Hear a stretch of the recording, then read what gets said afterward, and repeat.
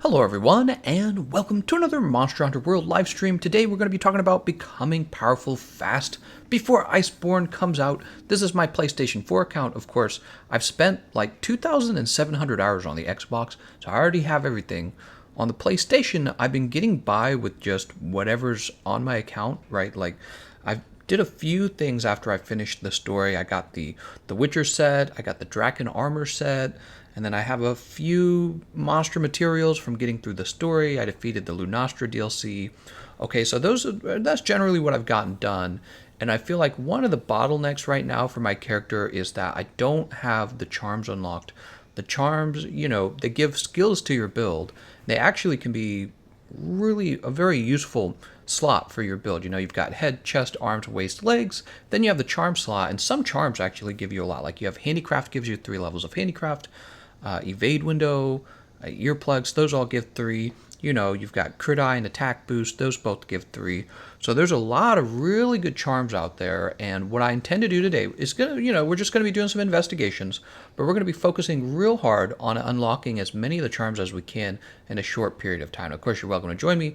We'll be talking about which charms you should be prioritizing and why.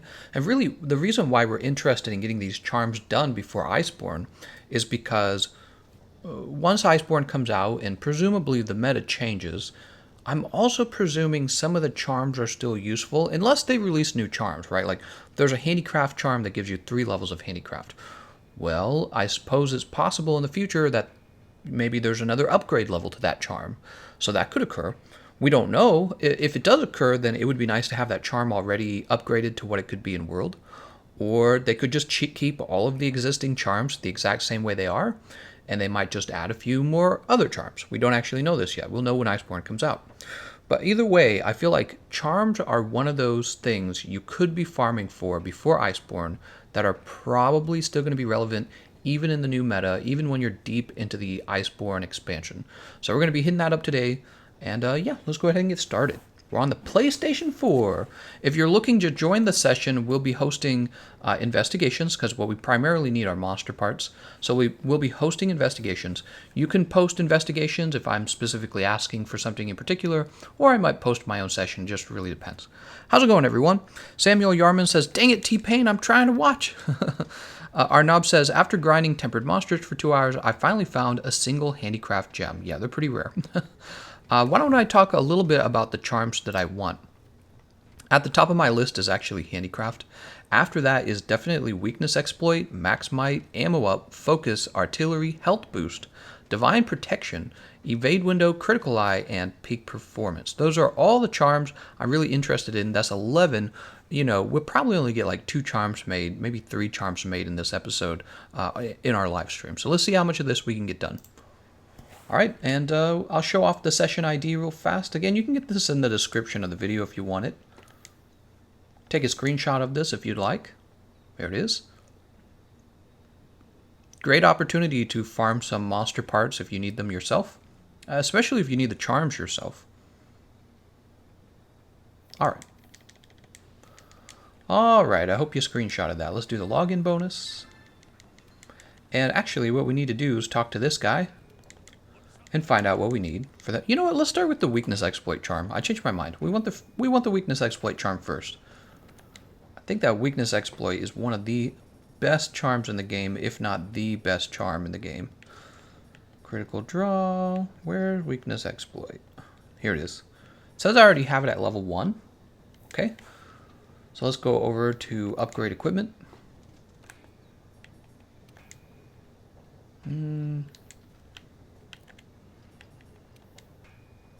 Charms. Alright, blessing, exploiter. Ooh, we need something that we've never had before. Interesting. It looks like there's something I've never mined before. Huh. That's an odd one. I guess we'll go out and start farming something in the Elder's Recess. Let's do that. Actually, we don't need to post a quest for that. All we need to do is head out on an expedition.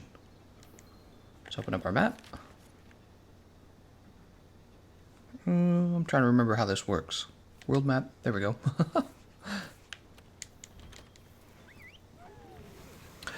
King of Night says, how's your day, Gameconomist? It's okay. My day's all right. I've been watching. I haven't been getting as much work done today, to tell you the truth. I should have been working harder. But I've been watching the news. They're doing the whole Robert Mueller testimony in Congress, and I kind of stopped watching it. It wasn't that interesting. It was kind of boring. Ayub EA says, hello, thanks for all your videos. They helped me a lot. I was wondering, I am a returning player and soon all events will be back. What are the must-do events? Yeah, so I feel like I must have made a lot of videos already on this topic of what subjects you should be working on. Because Iceborne is coming out, the truth is a lot of the events aren't quite as important as they used to be, in my opinion, because when Iceborne comes out, what'll happen is a lot of the weapons and armor are very likely going to become irrelevant. And so probably what you should do during the events especially is to do things like unlock your decorations, unlock your charms, unlock all your layered armors. There's a lot of different layered armors you can get during the event. You know, if your character's real weak right now, we still have 5 weeks before we get to Iceborne. So if it helps your character to farm decorations faster, to farm charms faster, you might want to do something like pick up the Wyvern Ignition Impact Greatsword. It's a really powerful weapon, really easy build. So all this stuff, and really you should go in and defeat all the Arch-Tempered monsters just so that you can say you've done it using the original game, the original equipment, because I've heard that Iceborne is going to be more difficult than the base game. So if you're having trouble with those monsters, then you're just not going to be ready for the Iceborne monsters anyways. All right? Hope that answers your question. Who doesn't have weakness exploit charms at this point? So my character on the PlayStation 4 doesn't. Asuni says you need Dragon Core ore. Okay, thank you, Asuna. Asuna Yuki. Dragon Core ore.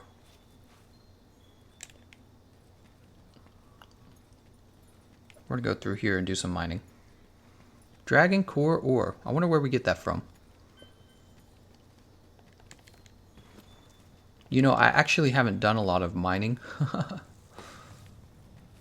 And a big reason for that is just because I never do any mining these days on my Xbox account because I have everything. So I haven't done it that much on the PlayStation account just because I'm used to not having to do it. We'll collect that.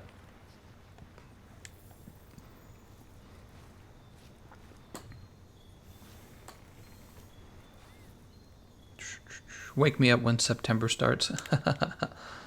Pretty much. Wait. There's a Devil's Blight here. Here we go. Got it. Alright, so I know there's a mineable thing right here. Nightwing says, I can't beat Arch-Tempered Nerg. Yeah, he's really tough. He's real tough. Arch-Tempered Nerg is a tough one.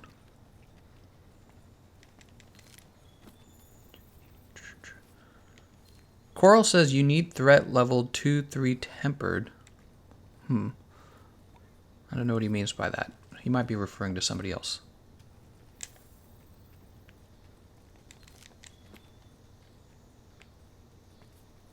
It's another blue node.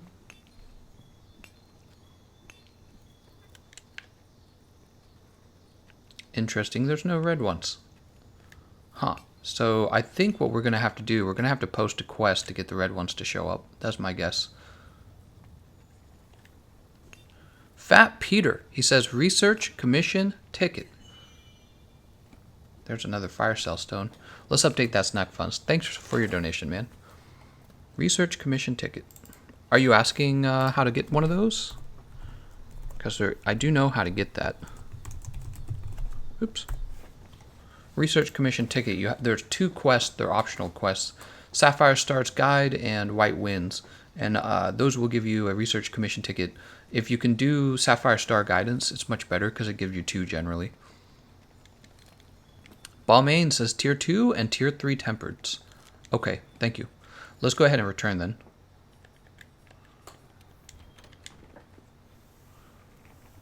Urugon area. Oh, right. Dragon Chorus from tier 2 and 3 tempered hunts.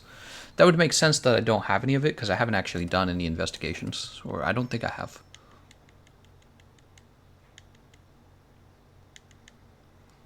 So we know we need the Dragon Core in order to upgrade Weakness Exploit. I tell you what, why don't we look into what we need for Max Might as well, so that we're real efficient here. So we want Max Might as our other charm, and that's because Max Might is really quite useful. Well, Weakness Exploit and Max Might are two of the most important skills in the game for getting your affinity up. And what we can do is we can post a quest that tries to satisfy the needs for the materials we need for both charms. How's it going, Angus Beeferton? Corvidier says, did not realize that Dragon Core was a quest material. Yeah, I know. If you've done a lot of mining, which I certainly did on my first playthrough on the Xbox, you end up with just a ton of it, and you're like, where did I get all of this? You don't really think about it when you're gathering it. Speaking of which, let's take a look and see what these guys want as well. A weekly bounty would be nice. Alright, we got all these done. Yes, yes. Here we go. Large monster hunt. Brute wyvern hunt, I suppose. Brute wyvern hunt. So we'll get two of those done at the same time. Great Gyros. Elder's Recess. Any tempered monster. Oh, it ends today. Expires in 1 day. And then we get a gold wyverian print. So that would probably be a good idea. I just don't want to fight the Great Gyros. He's really boring. Alright, we'll jump up here. Prepare myself to fight Lunastra, question mark. I'm having lots of trouble against her. Yeah, she's a tough one. She really is. I mean, all the Arch-Tempered Elder Dragons are tough. And we like to compare them and say some are more tough than others, which is true. I would say the Arch-Tempered Nergigante is one of the most... He is the most difficult, and Lunastra is probably the second most difficult. But really, they're all difficult, you know what I mean? They're all very capable of killing you if you make maybe like 2 mistakes in a row. So we want to go ahead and forge the Max Might charm. Let's see what the Max Might charm requires. Here it is right here, Max Might. Okay, looks like we can get the first level of it done. And this will be our first one. Okay, we'll equip that right now. I will choose upgrade.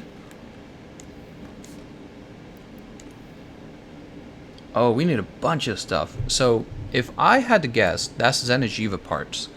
We're not going to get Xeno'jiiva parts until the festival comes out, so we're not going to worry about that one. However, you also notice down there that we do need Dragon Core ore for that as well. Yeah, that's definitely going to be the Xeno'jiiva parts, if I had to guess. If I had to guess. So, Xeno'jiiva parts for Mighty Charm. Let's take a look at the handicraft charm. Handicraft, where's that going to be? There's Part Breaker. Part Breaker is actually nice to have, isn't it? Uragan. So we need Uragan for Part Breaker. Here's Handicraft.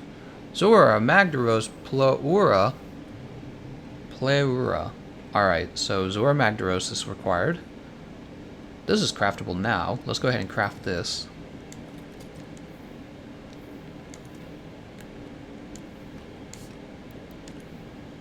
Oh, we can finish upgrading this one right here. How about that? Very good. Alright. Very cool. Here's attack boost. I'm guessing this is our first attack boost charm.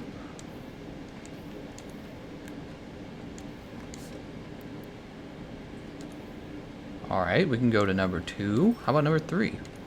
Oh, look at that. We can go straight to number 3. Easy. Alright, we're done with the attack boost. Forge equipment. Charms. Here's health boost. So we already have health boost level 1. I'm actually a big fan of the health boost charm. Blessing. What do we need to upgrade Blessing? Paolumu. Boring. Exploiter needs Dragon Core ore. We're not going to upgrade the defense charm. Health charm needs... Well, I have everything for the health boost charm. Let's go ahead and upgrade it. Ah, now we need a nergigante gem. So what we might do is we might fight Arch-Tempered Nergigante. Yeah, let's get the health boost charm done. We'll fight Arch-Tempered Nergigante, and we will go ahead and we'll mine the ore in the area as well. We'll get a Nergi gem. Go ahead and post this right now. We'll get a Nergigante gem from this, and then we'll finish the health boost charm. So we're knocking out several things at the same time, right? Now let's see who's here. Oh, we're full. Mia, level 5. I hope you guys are bringing your good stuff, because I don't want to repeat this too many times, alright? We want to knock out Nergigante nice and fast. This is not a helping fans speed. This is not a helping fans live stream, I mean to say. We're actually really want to defeat him this time. We got Furium, Asuna Yuki. Let's go ahead and eat. Actually, we'll wait a moment. Let's take a look at their builds real fast. Make sure they got. Well, they probably need a minute to grab their best builds. This is fine. This is fine. This is kind of risky. Robo-Phil's kind of risky. He's Hunter rank 200. He doesn't have an augment on it, which means no health regen. And he will do good damage, but he doesn't actually need that Effluvia resist. You should consider getting that Effluvia resist out and swapping it with health boost, and then you'll be good to go. Zachariah the Messiah says, "Hey, Game Economist, I have some tempered Teostra investigations with 5 rewards. Wonder if you could help me trying to farm augments." That sounds like a good idea, Zachariah, but let me say this. I'm going to be sticking toward a pathway of unlocking all the gems as fast as possible. Or not the gems, the charms that are most meaningful as fast as possible. And so probably what we'll do is, if I can find a charm that needs Teostra gems, we will focus on that. Okay, Zachariah? And actually, let me upgrade the snack fund for you, first of all.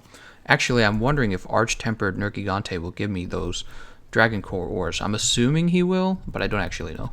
Zachariah the Messiah. Thank you so much, man. What you could also do, you could post it for other people in the room. If you want to do that. The people here are probably better than the average random because they're here watching my live stream.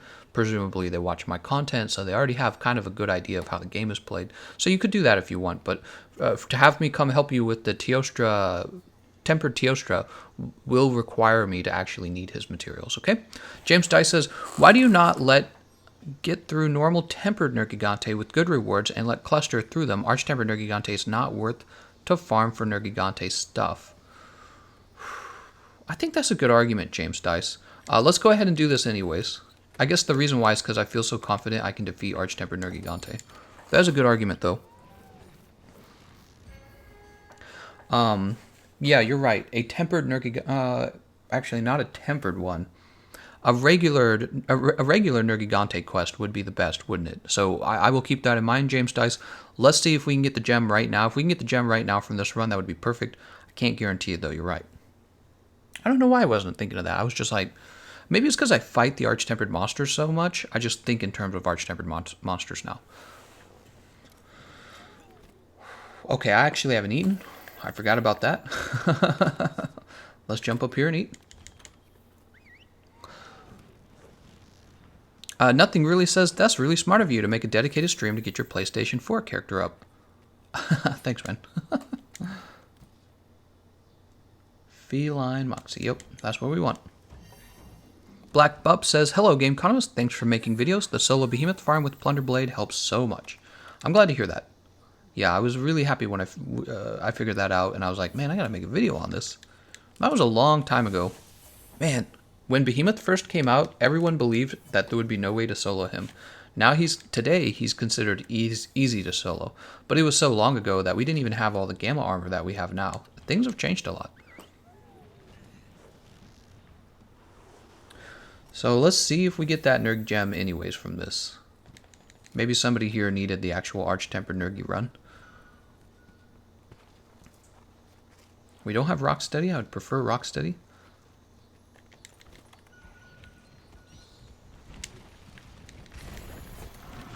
Okay. We just lost a boulder, but that's alright.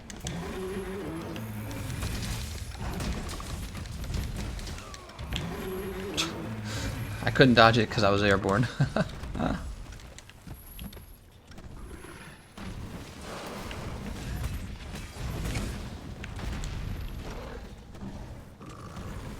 Oh! Don't do that. Don't be that way.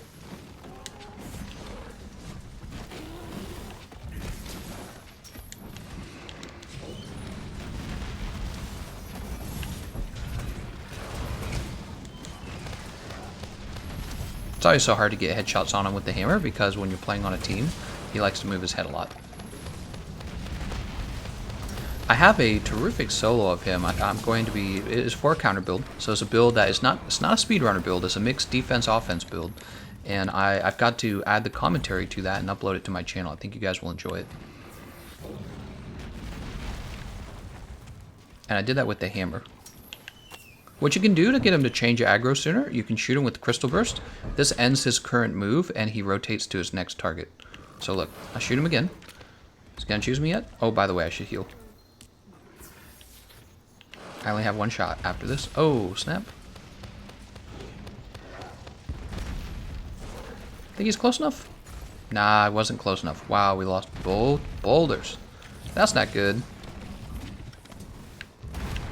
That's okay. It's just going to add more time to this fight, but it is a little disappointing. I've done it. I've dropped the boulders wrong.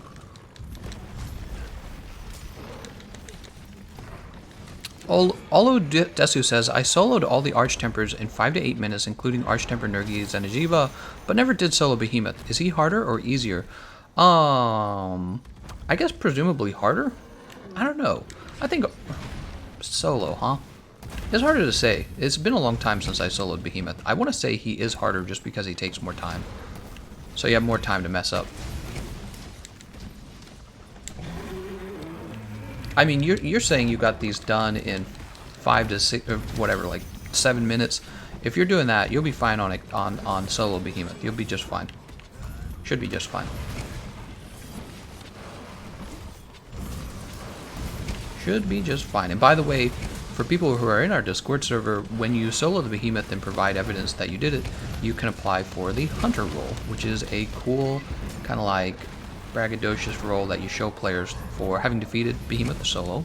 And it's kind of like the first step to getting some really cool roles for your account on the Discord. So we have other roles like Extreme, and this is for soloing the Extreme Behemoth. We have Ancient, this is for soloing the Ancient Leshen.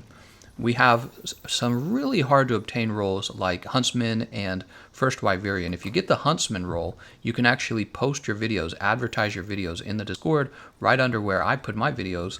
And in order to get this role, you have to be voted on by other people who already have the role. So that one's much harder to get. And they hand it out based on whether they believe you're pretty much one of the better players that there is, I guess, in the world. I don't know how to describe it. But it's done by vote. So I'm scared to mount him. I don't know how soon we'll get Kushala, or if we're even getting Kushala.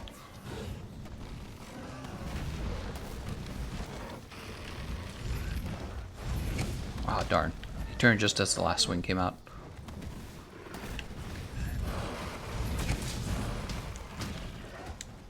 Brrr, here it comes. Run! Okay, no one's died so far. This is good. Kushala de Aura is who we're getting. Don't mount him. You don't want to mount him now. We'll waste the mount if you mount him now, because you're going to have to jump straight off for Kushala. Oh no, oh no, no, no! That had me a little bit nervous. Timing of that it was pretty awkward. There's the turf war.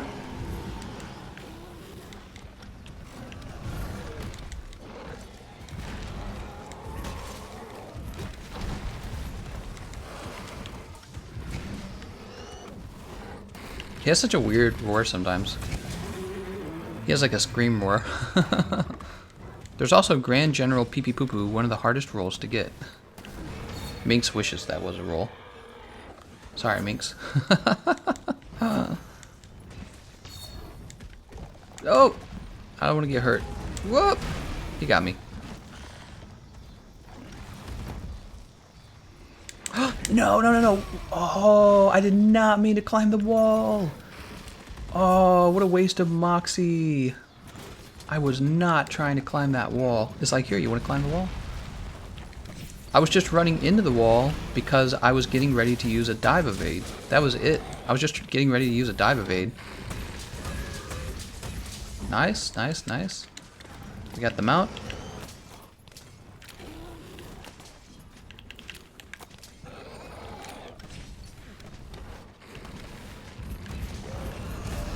That's okay. Go for our big bang right now.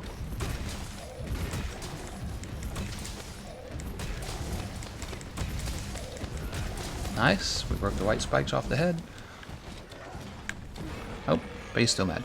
This flying pin attack has extra damage from his spikes on the left hand. You should always dodge it to the right. Huh. Oh, I'm surprised his roar didn't interrupt me. Alright, so we're also here for Dragon Core. You can see that the rock is red this time. Let's go ahead and mine this. All we got was Spirit Core ore.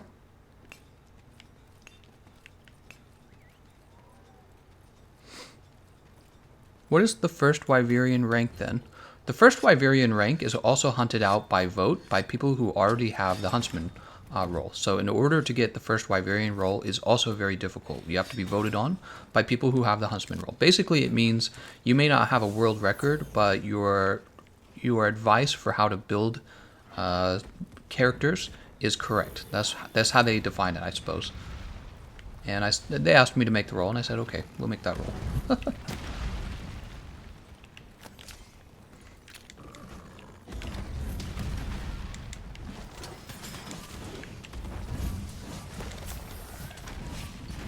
So far we're doing okay. We're in stage 3, no deaths.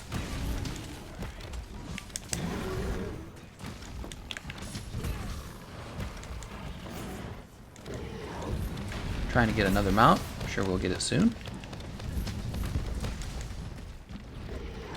He's gonna spin.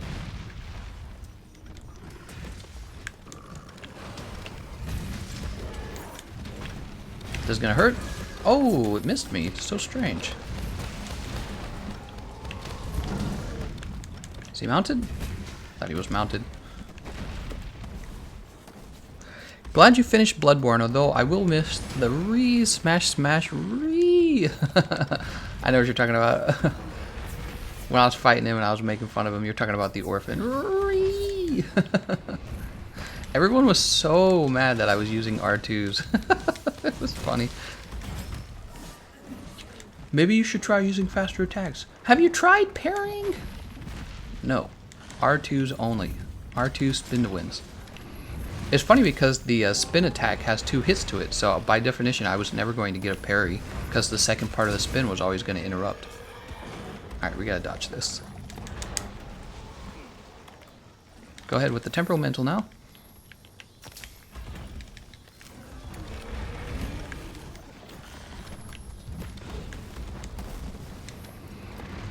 I remembered Soul of Cinder can spin to win in Dark Souls 3. Here we go. What? Oh, he got KO'd? How did that happen? Whoa, he got up so fast too. What the hell? Perfect timing on that flinch.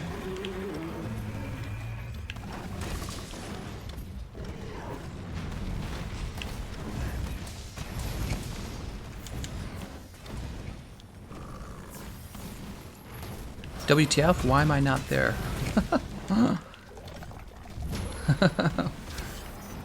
Wallamonga, what were you thinking, Wallamonga?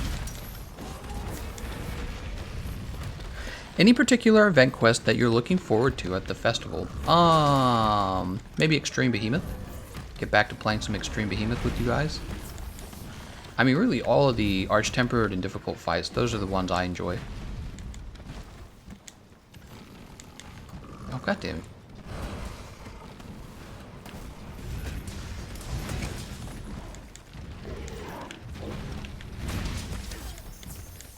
When it jumps you off the cliff anyways. That's probably going to be my last jump, yep. My last free temporal mantle jump is what I mean by that. Right, take this off. He's mad. Hey, for everyone here, I'm trying to platinum the game and I just need the crown trophies. When you get a gold crown, does it count as getting a silver crown as well? That is a question I do not know the answer to. Oh, he's going to stage 4. We must not be doing good damage then. Whoops. Let's try having a cool drink. Get our demon powder going. Thought we were doing okay damage. And a might seed. Yeah, when he goes to stage 4 like that is because you spent so much time in stage 3 without causing him to have to leave from being hurt, which means you've done terrible damage. Whoa, I got the frog to blow up? That's crazy. Did you see that?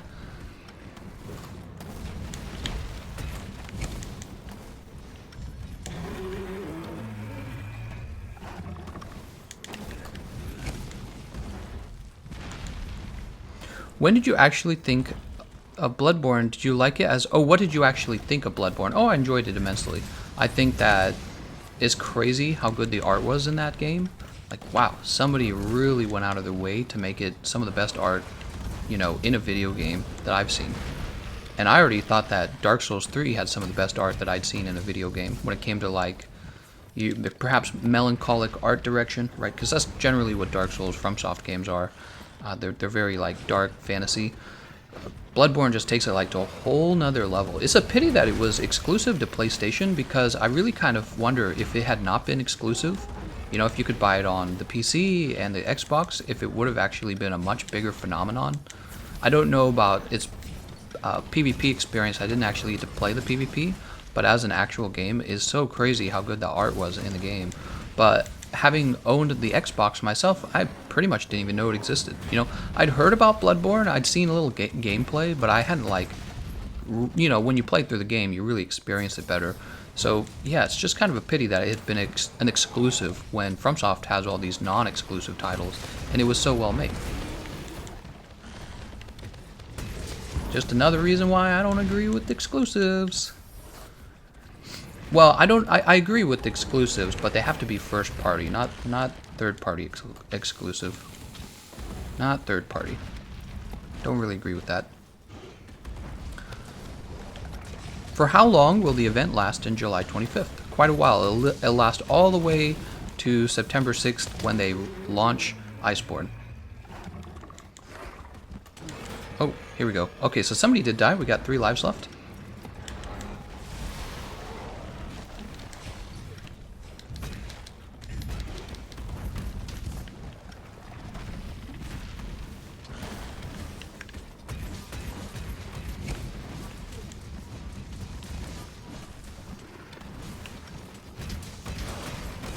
Nice. Ouch. That hurts. Is he gonna jump on me? Yes, he is. This fight is so much easier when you learn to dodge that move.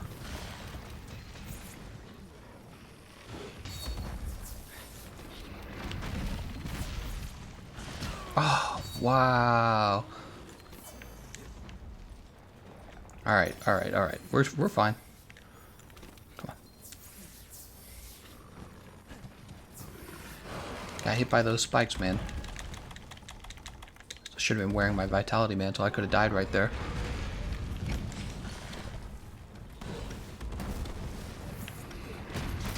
Okay, and there we go. We lost vitality right away. I don't know why we're not doing enough damage right now.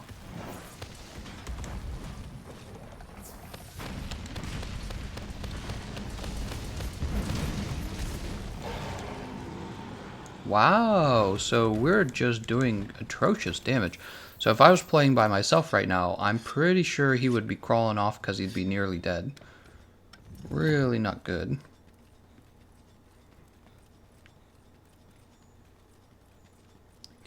So our S4 because no boulders. That's true. We do have to make up for the lack of the boulders.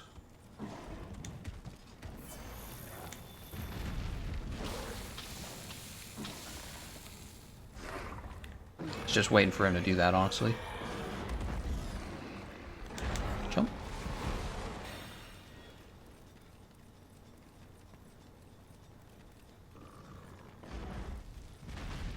Was Furium wasn't originally using that. Furium changed builds.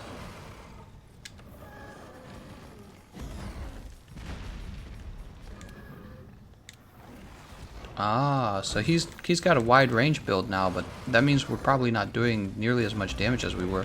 If you're going to do a wide range sword and shield build against nergigante, you wouldn't use an elemental sword and shield. You would use the Empress Ruin sword and shield. So Furium traded builds, and now we're doing probably closer to 3-person damage because you're just not going to get very good damage out of that setup. But dragon damage dragon damage, sword and shield is just not going to really help here. I was looking this up. The dragon damage actually is only good on the wings, so it's nice for the wings, but for everything else, it's lower damage. Is he roaring? He's spinning. Oops. Alright, let's stay over here. Yeah, that's why this is taking so long. I could probably just solo this guy already.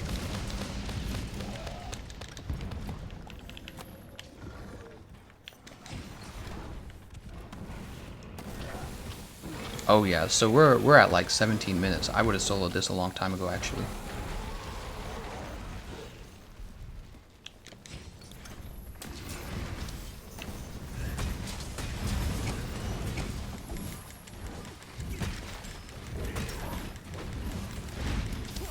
Oh, that's too bad. Doing another stream today. I probably try to get more than one stream out. Yeah, definitely.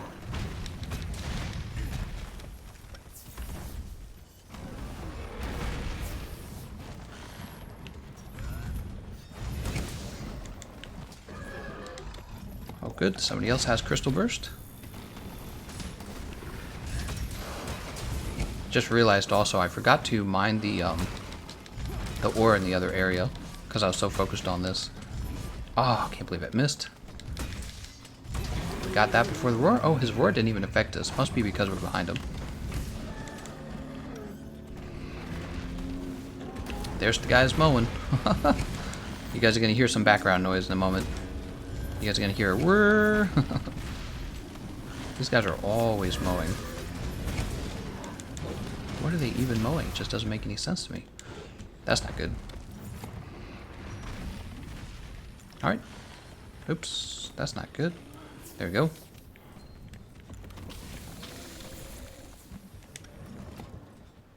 And he's off to the next area. So, Gameconomist, if I want to be support in regular Behemoth with Sword and Shield, should I still use Devil Joe 1 or use the Witcher 1? I would use the Witcher 1, definitely, because the Witcher 1's going to allow you to build differently. The Devil Joe Sword and Shield relies heavily on being able to reach positive affinity and then adding crit boost to that. Oh my god, this guy's so annoying. That's the moment, people. They come right up to your door. Jesus, man. So loud. Yes, so I would use The Witcher for sure. Actually, a great idea to do would be to look up the best solo time for Sword and Shield, see what it is, and then probably try to see if you can get a wide range build going on that. But it probably is actually the Devil Joe Sword and Shield. Yeah, so I would actually use the Witcher Sword and Shield to play wide range. If you're going to be using a Sword and Shield, yeah. Grass is typically what they mow. Oh, I rolled much too early. Oh my god, this fight is now 20 minutes long. You guys, this is not a helping fans run. Just to be clear on that, we're not doing helping fans today. We want to go fast. We are unlocking charms, and we can't do that when we take this long. So, in the time that we've fought Arch-Tempered Nergigante once, we probably could have fought a number of other Nergigantes several times. Although, perhaps that's my fault for starting up Arch-Tempered Nergi, but really this guy takes about 13 minutes on a team that's doing just normal damage. Not 20 minutes.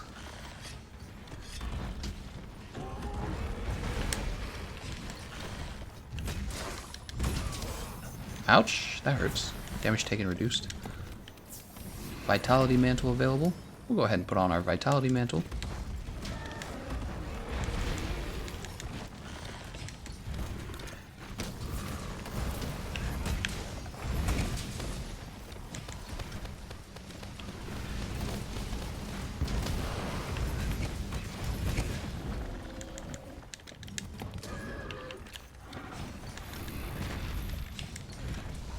What charms are you trying to get? Yes, so at the beginning of the live stream, I listed a whole bunch of them. Handicraft, Max Might, Weakness Exploit, We actually picked up free element ammo up already. Alright, we lost our white sharpness.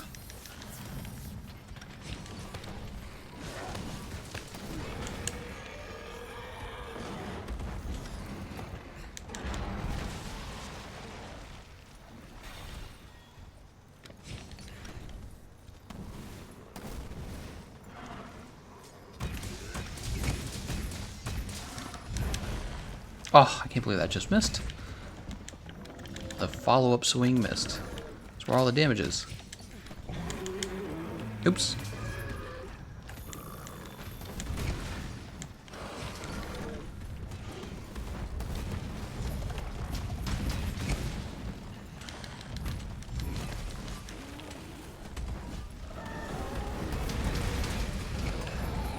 Oh, that stagger got him out of the way.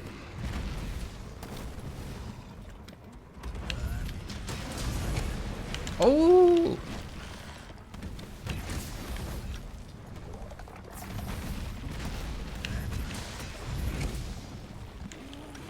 How is he not dead?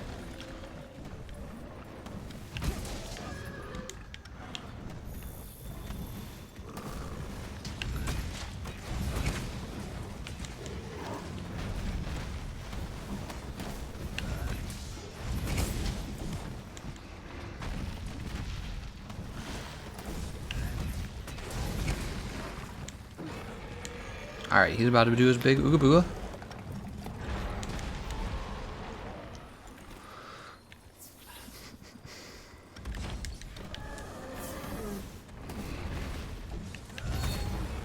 Oh, that's gonna hurt. Yep. Go ahead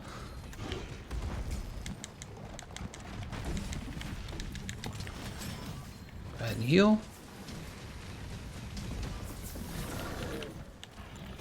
Got temporal mantle. We are now at 25 minutes. Guys, this is a really terrible time.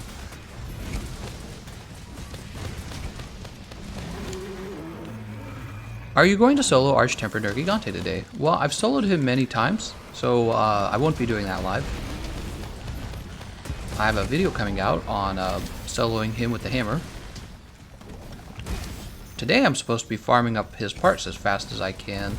It was my mistake queuing up Arch-Tempered Nergigante, but really I should have been more clear that this is not me helping Fence, and that you really need to be bringing very powerful setups, very powerful weapons. We just spent like 25 minutes doing something that really shouldn't have taken that long. It's okay if like you're a low level. I can understand that. 10 years later. Oh, there we go. There's the Nergigante gem that we needed. Alright, so we got it done in one try at least. Also, do we have time to run over here? So we got the gem. Treasure Blade is stupid hard to learn correctly. Shake my head, guard points give me headaches. That's right. It is kind of hard. Oh, interesting. This is a blue ores. Dream core ore.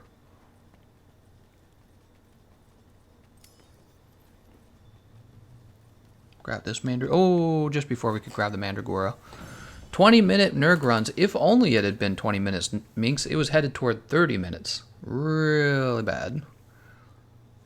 Okay, it was headed toward 25, I should say. Okay, look, we got 2 Nergi gems. You know, I think in my gut, I kind of knew that when you do Arch-Tempered Nergigante, he tends to give out the gems pretty generously. So maybe that was part of the reason why I felt like we could just go over to that.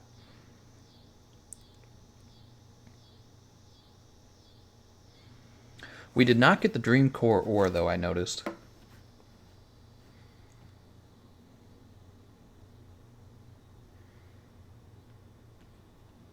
Don't use Charge Blade, use Switch Axe. A man's weapon. A man's weapon.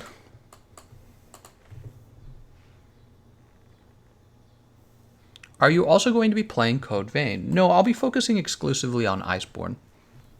Code Vein sounds fun, though. Alright, guys, that was pretty rough.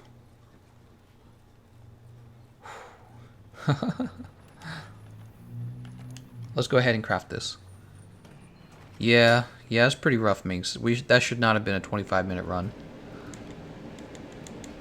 Because it just took about 12 minutes of mine to get something else done. Let's go ahead and upgrade. Where were we upgrading again? Was it max? No, it wasn't max might. It was health boost, was it not? Yes, here it is. Health boost is upgraded. Okay, so health boost is done. How about artillery? Okay, so we have the Anjanath gem for artillery. And it looks like we're done with artillery, so that finishes artillery off of our list. Weakness exploit requires a Teostra gem and a core. We were just talking about this. Dragon ore core. Who was it that had the Teostra? Somebody said they had the Teostra quests. Let's see if we can join anyone. Slay Lunastra. Hunt Great Gyros. Yeah, I'll join this real fast. So we're gonna get the Hunt Great Gyros done. If we can get the weekly bounty done and get the limited reward from it, we can go ahead and collect another gem just from that. So that's always a good idea. Get this done as fast as we can. Noah fan says, Wex Charm, that's right, we do need to get the Weakness Exploit Charm completed. We're doing actually pretty good on charms now. Look, we've got attack boost, free element ammo up, max might 1. We need to turn that into 2. We're going to finish Divine Blessing as well. Weakness Exploit is also extremely important. I could be using it right now. We have health boost and artillery done as well. Defense boost, we'll leave it here just because we get it for free, but I don't see myself upgrading it. There's no reason to.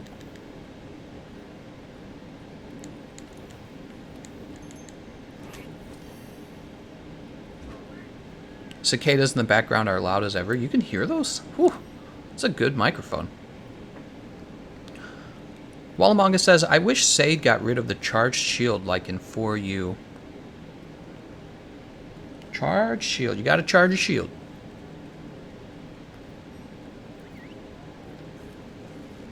This week's event quest have a sense with Gyros in it. Man, I would love to see the Great Gyros show up again in Iceborne, but actually be intimidating for once. He's actually one of my favorite characters. One of my favorite monsters, like, from an artistic perspective. He just looks really cool. But we'll see. Something tells me he'll be kind of a throwaway monster. Are you wearing full dragon set, or is that the layered set? This is Draken, but with the Lunastra legs. Actually, I'm pretty sure I've defeated Extreme Behemoth on my PlayStation account, even though I would have only been about HR 50. I still defeated him, which shows you, if you just kind of know what you're doing and you have decent teammates, you're going to be okay. You're going to be okay. But man, that took way too long with that other thing, didn't it? Get down to Gyros real fast.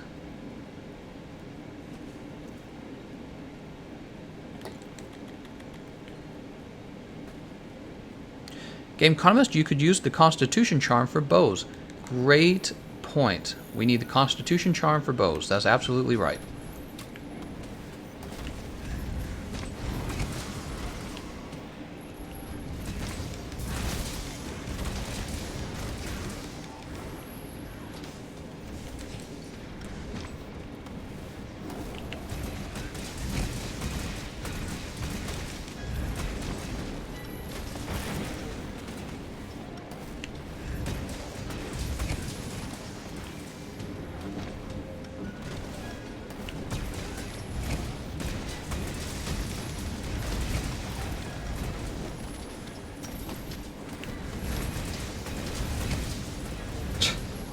Is he paralyzed? Yes. He's gone. Nice job, everyone.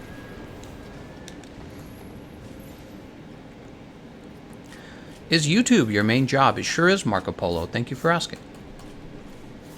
In before 45-minute Great Gyros fight. What's the special thanks quest?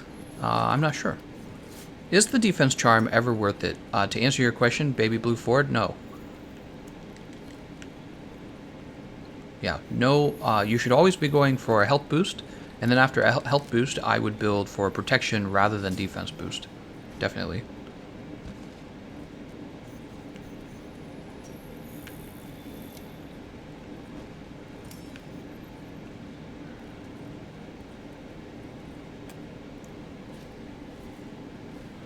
That poor gyros. Pretty much. Oh, come on, man. I'm gathering from this because I actually need ingredients. Ah, we didn't get the last one.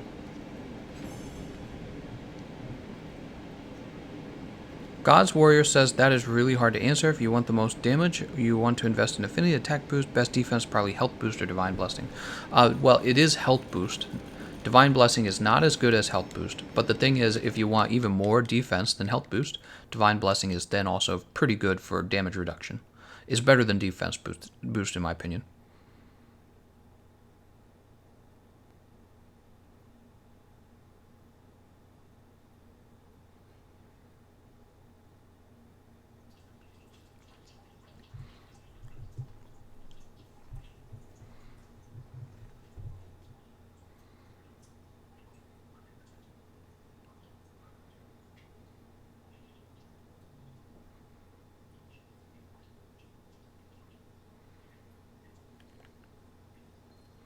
Alright, so once again, we need Teostra.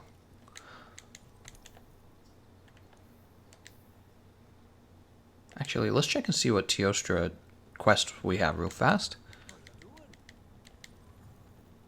Manage investigations. Yes, yes. Let's go by... Nope, let's go by special reward. Oops. Teostra, Giran...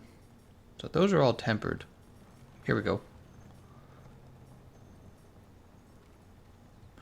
We'll take that.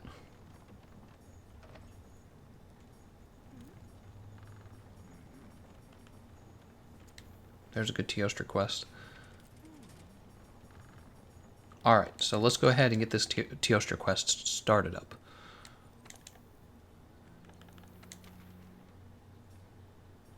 There it is, Teostra quest with 2 golds and a silver. I think that's pretty good. Can you use some other weapon, Gameconomist, like the lance or something unusual? So, Harneil, Desai, I would. This is my PlayStation account, and really my best weapon is my hammer, unfortunately. It's just, already have it augmented, and I have the elementalist decoration, so I won't be using other weapons today, but this will change over time, I promise you. This will change over time. Hentai Goddess. What a name. What's your least favorite monster to fight? Mine is Azure Rathalos, such an annoyance. Yeah, flash pods make it a piece of cake, but still, such a pain. For me, it would definitely have to be Kushala Daora.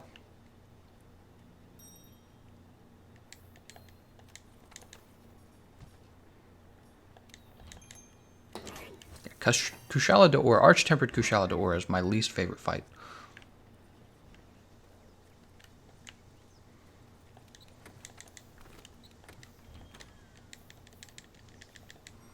I have 350 hours, and I've yet to get a Tenderizer gem. Help me, Gameconomist. Well, what we're doing on Antonio, what we're doing is we're farming for all the parts you need to make the charms, and one of the charms you can build is the Weakness Exploit charm, and this will give you 2 levels of Weakness Exploit, so I recommend doing that. Lewis says, what's your least... Oh, I already answered that question.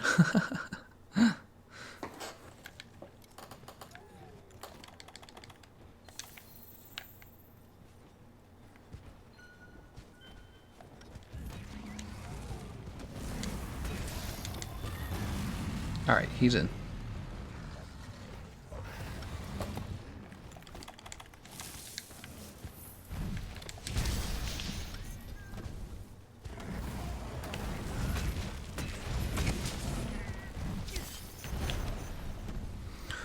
Solid choice, though honestly that becomes a piece of cake as well. Whoa! Marco Polo! He says, love the live stream and video content you make. Been playing Monster Hunter World for 150 hours and still learning new things from you. Keep up the great content. Excited to see what you bring when Iceborne comes out. Oh, I'll be bringing it, man. We're all done for the most part with GU. We're done with Bloodborne. We are all set to go crazy with Iceborne. These following 5 weeks are going to be all about getting myself and other players ready to go crazy in Iceborne. Yeah, we're all in, fully invested. Quite literally, I bought like Capcom stock. You couldn't be more invested. 150 hours? Those are rookie numbers.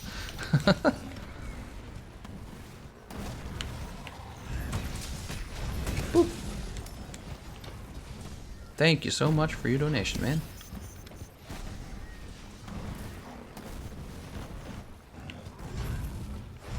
Oh, that's awful.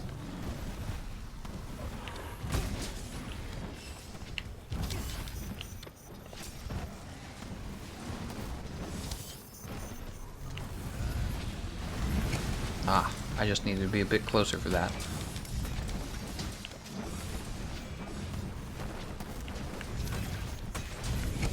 Ah, don't you hate it when they turn that fast? That's gonna be bad. Yep, he ran me over. Wow, look, he does like no damage. It's so funny, you get used to arch-tempered damage. You get used to it, and then you come back to like a regular hunt, and it's so easy.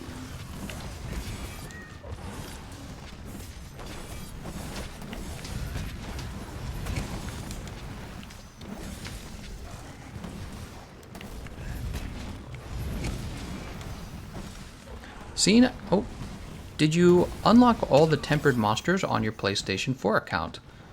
Did I unlock all the tempered monsters? I'm pretty sure I unlocked everything on my PlayStation 4 account. I can't believe I haven't KO'd this guy. Oh, I can't believe that hit me. What is the best way to farm Zenny? Is that your question? The best way to farm Zenny is to fight Arch-Tempered Kulve when she returns at the festival in 1 day. Sorry, I'm trying to answer these questions and play a little bit at the same time.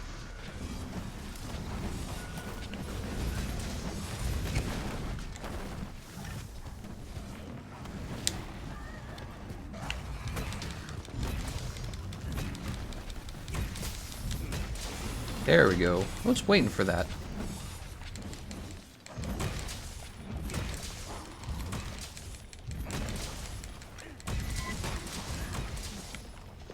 That's some good damage.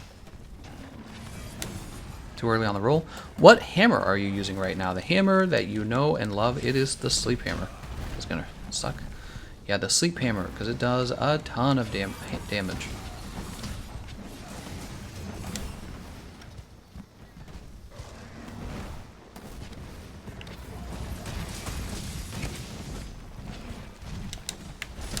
God, I still got hit by the explosion, though.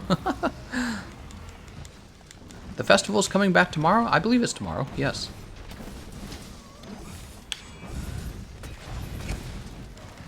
I'm just getting back into this after a year and want to try heavy bowgun. What armor set should I focus on to make an impact of some sort?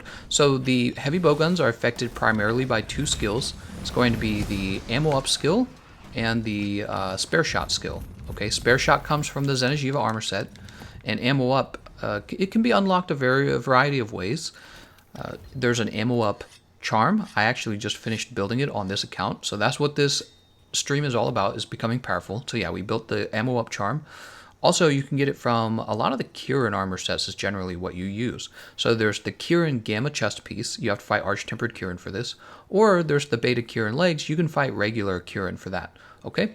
And this will give you free element ammo up at least to level 2.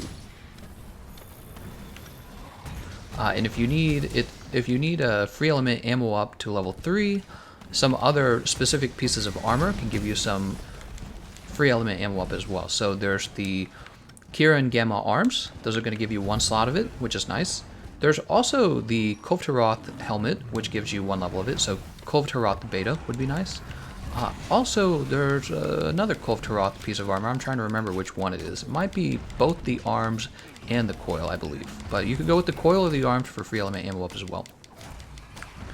Of course, what's nice is to just have 1 free element ammo up gem, and then you just pair that with 1 piece of Kieran armor, typically the chest piece. Because what you want to be able to do is unlock the Zenigeva Gamma set, and then with the 3 pieces of the Zenigeva Gamma set, arms, legs, and waist, what you do is you take Kieran Gamma chest plate, and you wear that to get to level 2 ammo up. You've already got spare shot from the 3 pieces of the Zenigeva Gamma set, and finally you finish off ammo up with your 1 decoration, right? Your 1 free element ammo up decoration.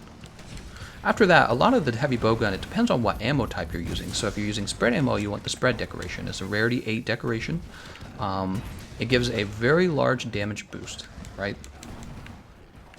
Very large damage boost. Same with like if you're doing pierce ammo, which you rarely do pierce ammo. You usually just do it for like Arch-Tempered Zendijiva, Urgon, Basilgeuse is weak to pierce. Who else is weak to pierce? There's like 1 or 2 other monsters weak to pierce. Normal shots, you don't normally do normal shots with a heavy bowgun. You do it with the light bowgun because it has the normal 2 rapid fire. So you don't really do normal ammo with the heavy bowgun. Normally what you do with the heavy bowgun is sticky ammo, cluster bombs, wyvern ammo, wyvern snipe, and then spread ammo, and pierce ammo as well. Hope that answers a lot of your questions.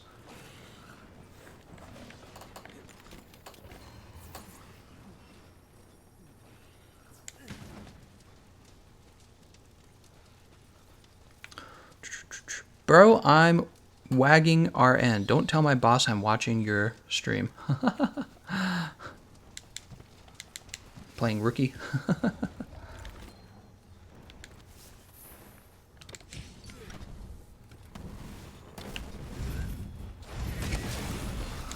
Heartbroken. Some damage on him.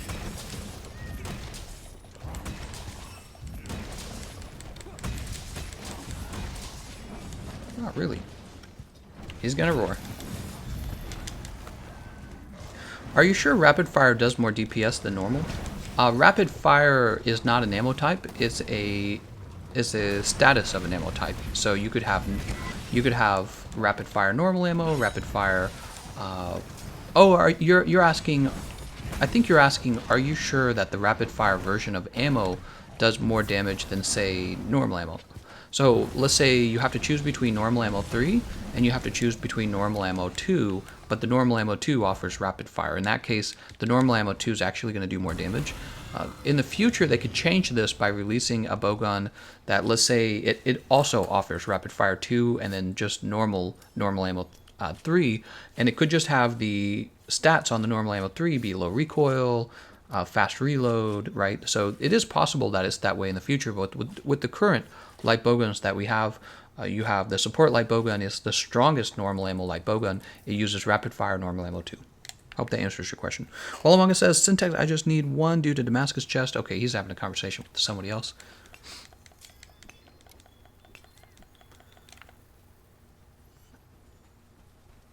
We'll see if we get a gem from this.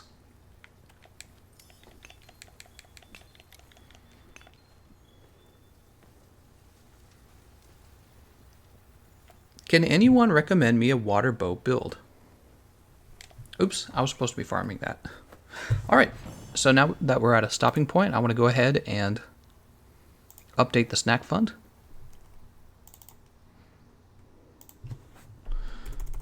Oh, I don't know what that converts to. 20, huh? That might be, I don't know exactly what it is, so I'm just making a guesstimate. Marco Polo. Thank you so much, Marco Polo. I really do appreciate that. You know, I had another one of my videos. Oh, look at that. No gems. I had another one of my videos demonetized. It was really frustrating. It was a Lupastra one. That one was demonetized for whatever reason. Slider decoration? We don't need slider decoration.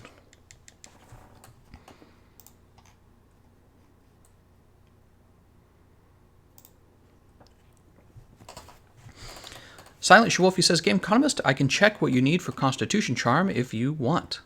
We can actually look it up right now, couldn't we? Hammer mains are men among boys. You're funny. Mickey says, working from home today to watch your stream. Very cool. It's neat being able to work from home. Is actually what's one of the things that's interesting about working on YouTube is you do work by yourself at home every day. But I've also had the experience of working with a nice team, and one of the downsides is that you don't actually get to spend any time around anyone. So I get to talk to you guys, and that's cool. But I mean, like, quite literally, I don't have any coworkers, you know what I mean? So can't wave hi to anyone, can't talk about, you know, I don't go out to eat with anyone, nothing like that. So there are actual downsides to it. You're very isolated. It's a very isolated job. 20 pounds is $25. Hey, that was a good guess then. Sweet. That was a good guess. Let's go ahead and forge Constitution. All right, we're looking for Constitution. There's the Focus Charm. We do want the Focus Charm, so we're going to go ahead and craft that one. Here's earplugs. You know, I'm not going to worry about earplugs right now.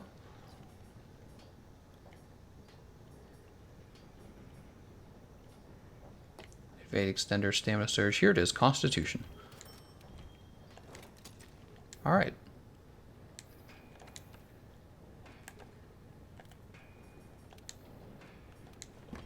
So here are the charms we have.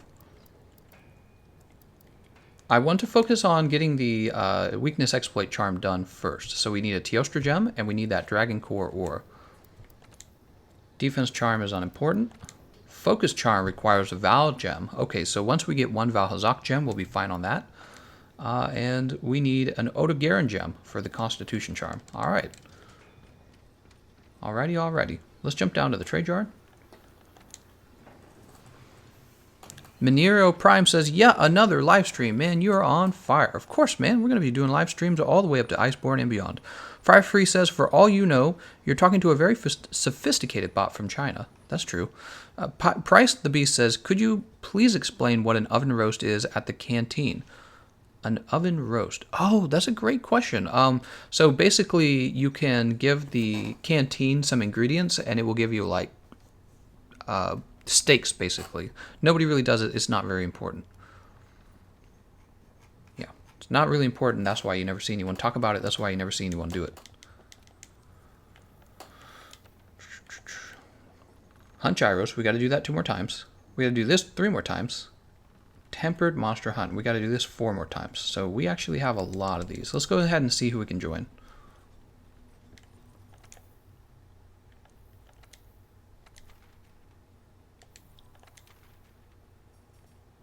Look at that. Look at that Lupastra. We'll take that. Lupastra with 5 rewards. Whew. That's a good tempered fight right there. Wait, left the quest? Did I disconnect? No.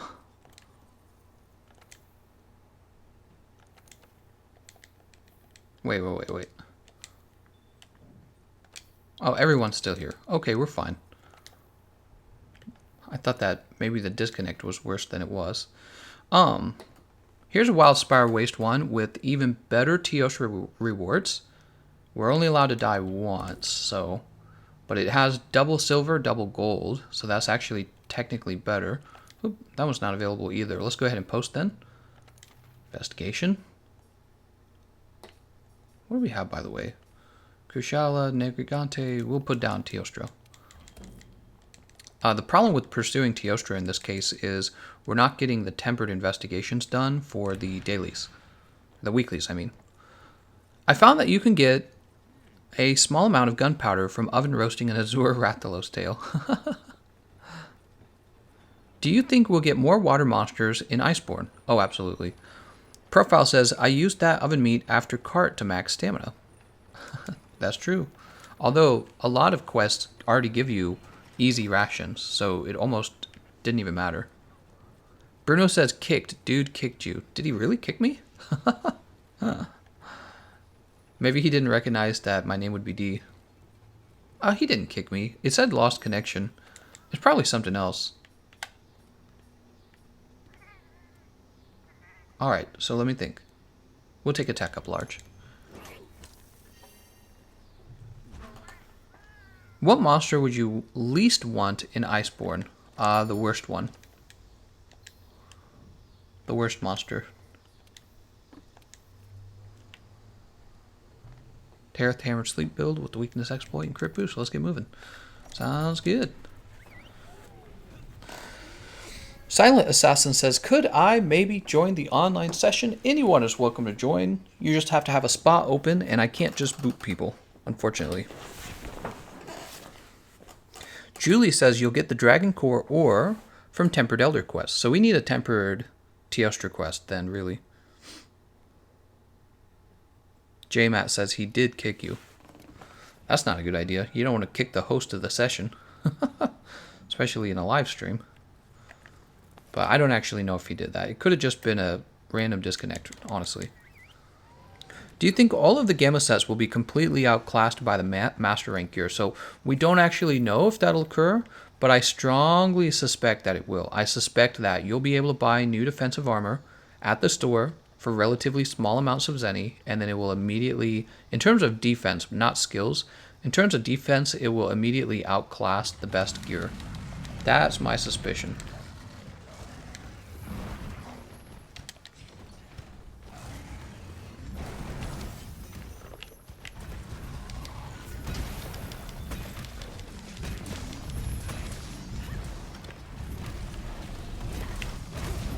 Oh, that wasn't a headshot.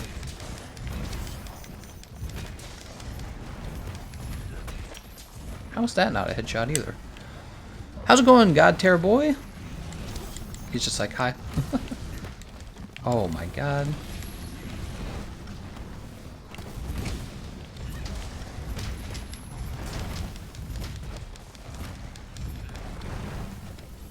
Plesioth is the worst.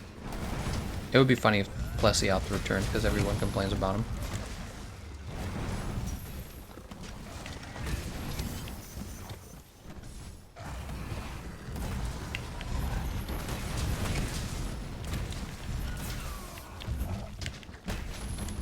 Nice.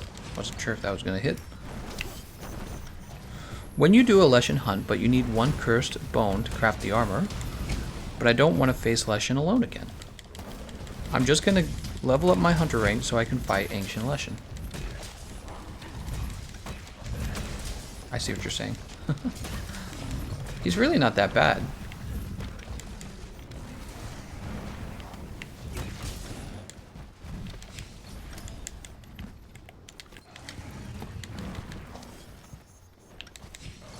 I find Cephadrome worse than Plesioth.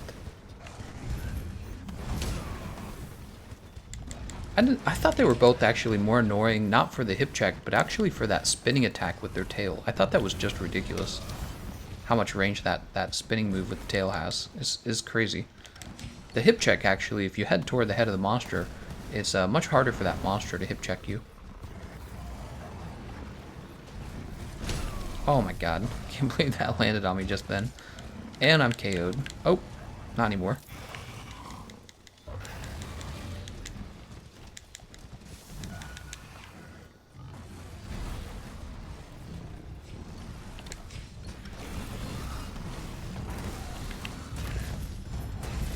That's my cat, just put him to sleep.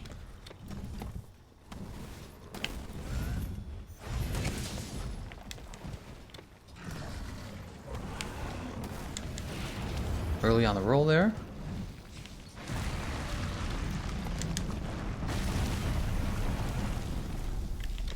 What about GU? No more streams? Very unlikely that I'll stream GU anymore. Yeah, it was about time to wrap up GU. We finished the story a while ago. I was really there to experience new things and then head out. I wasn't really ready to invest too much in GU. I didn't realize it would take us so long to get through it. That was part of it. So we got through so many episodes before we really reached the end game, and then I realized, oh my gosh, Iceborne's basically going to be here at the end of this festival. It's time for me to wrap up and really be focusing most of my time on streams for World and videos for GU, or videos for Iceborne. That's what I realized. I did like GU though. It was a fun experience, and I recommend people go give it a try if they have time to before Iceborne. I don't know if people will have time to once Iceborne's out.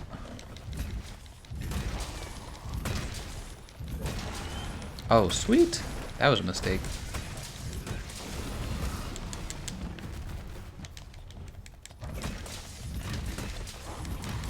He was about to take a bunch of hammer damage.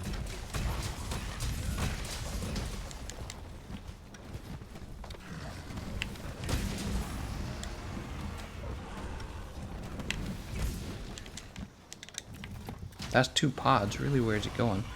Nice job on that flash.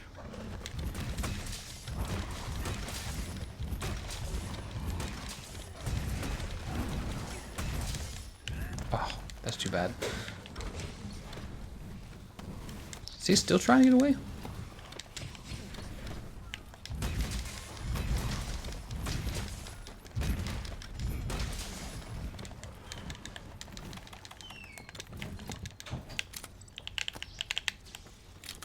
Oh my god. Whew. Swick Widit says, thank you very much for the Discord. Great PlayStation 4 community in there. Hey, I'm glad to hear that, Seawick. Really. I've heard a lot of good things about it, actually. The PlayStation community and the Xbox community are the two most active channels in the Discord. The messages you guys do in terms of talking is just shocking. There's like 16,000 messages sent a day. It's crazy. Yeah, real crazy.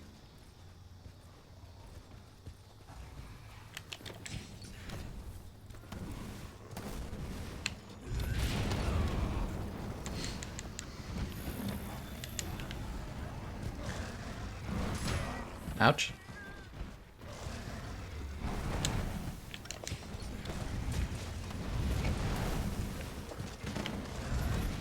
That's gonna hurt. Oh, he missed me.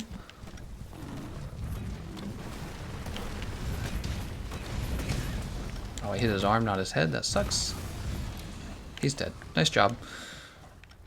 That was like, what, a little more than 5 minutes? That's not too bad.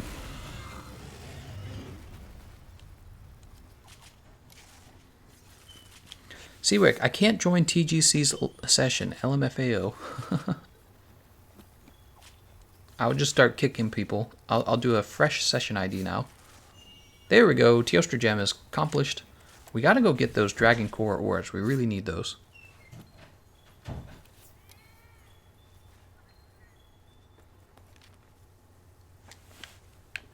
Let's go ahead and grab this one as well. We're looking for canteen ingredients, by the way.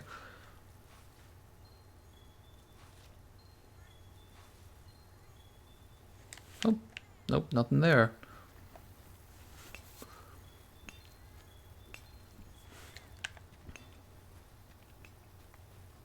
Gore's like, I found you a nice item.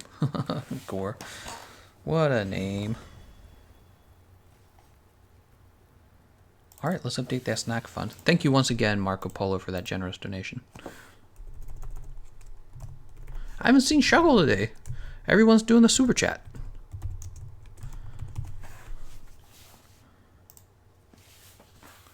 Alright. We'll accept all of these real fast. Very good.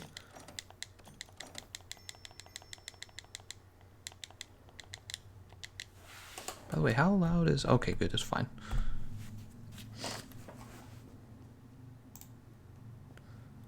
Alright, let's see what you guys are saying.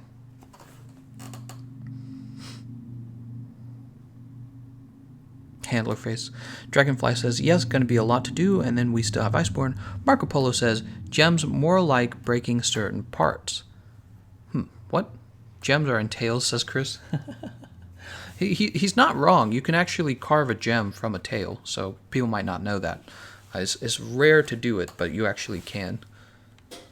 Okay, so we need that Dragon Core ore real bad. Let's check and see if we have any good tempered investigations. We'll go by special rewards. I don't want to fight Lunastra. Kieran is useful. Teostra. Nergigante. Well... We're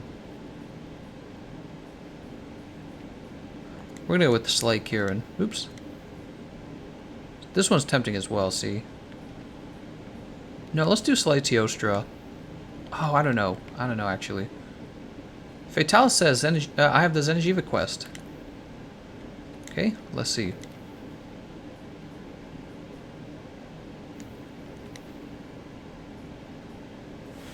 Okay, we could do Zenjiva. What did we need Zenjiva for? We needed it to upgrade something. I can't remember what it was.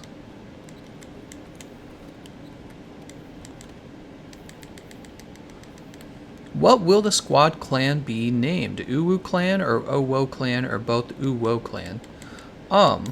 Well, if we were serious about starting up a clan, I don't actually know what I would call it, but there's a good chance that I would probably put my actual YouTube name in there. I might actually call it just Gameconomist clan, because then when people see the clan, they actually know you're in my clan. You see what I'm saying?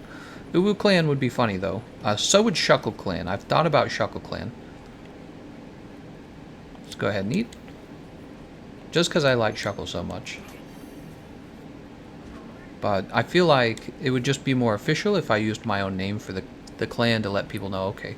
You know what I mean? Like if you were going to join PewDiePie's clan, you would want it to be PewDiePie clan, because then you'd be like, I'm in PewDiePie's clan. But I don't know. Maybe I'll leave it up to vote.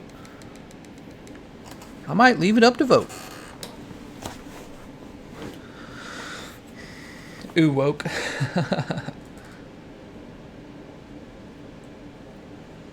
Is there a way to find a team without using Discord? Sort of. You can search for sessions in Monster Hunter World. You can also just see who's posted what with SOS, so one or the other. Your Monster Hunter World streams have at least 400 to 500 more views than GU. How many people? Oh my god, we got 700 people watching. I didn't even look. How's it going, everybody? I have not even been watching that. I've just been playing the game. Yeah, that is a big problem. Everyone's getting ready for Iceborne. Everyone should be getting ready for Iceborne. Iceborne is just around the corner. You know what I mean? So everyone should be getting ready. Call it the Chad Squad. Dragon Razor says, I got it. The TheGameconomist. Clan name would definitely have to include Spindawin in some way. Oh, whoa, and Uwu friends. He's like, see ya. Out of here. Gameconomist Root Canal Cartel for clan name. Oh yes, thank you everyone for donating to support my doctor, my dentist today. If you guys did not know, I have to go in for a root canal on August 1st. I had a cavity that I guess went bad, and he's like, yep, you're gonna have a root canal. So, yay me. Dentist is gonna charge me out the butt to go there. It's like what everyone dreams to do is to wake up, drive off to the dentist, get stabbed by a needle 500 times, and then have your tooth drilled and have your jaw hurt. He was even warning me that the tooth is so close to a nerve in my jaw that there is a chance that something could go wrong, and then I could have permanent numbness on one side of my face. And I'm just like, wow, that's oh good. He just got the first one. Almost looks like he could get the next one right now.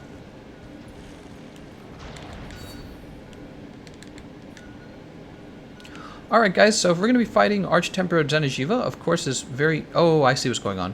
I see what's going on. You guys want to go over to the other one? We go over to the other one. That's fine. Yeah, let's all meet up on the other one. We can go up to this one.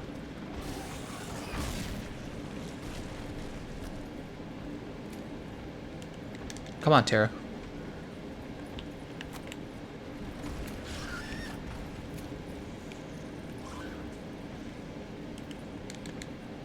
Tara doesn't quite understand. Spinconomist clan.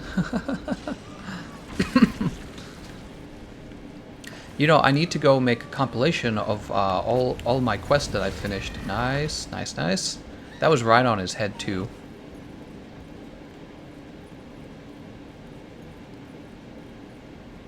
I guess this is the last one over here. As I was saying, I need to make a compilation of all the boss fights that I went through to show off all the spinning we did. We did so much spinning.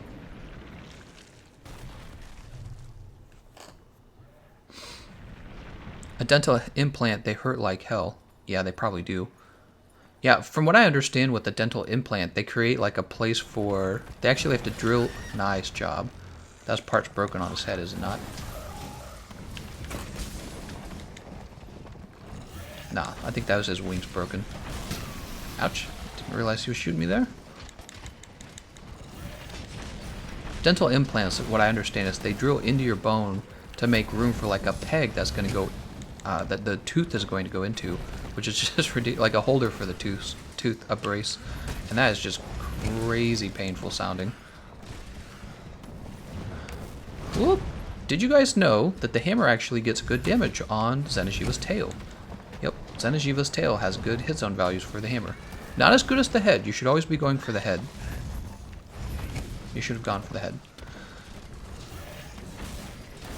Go for the hand here.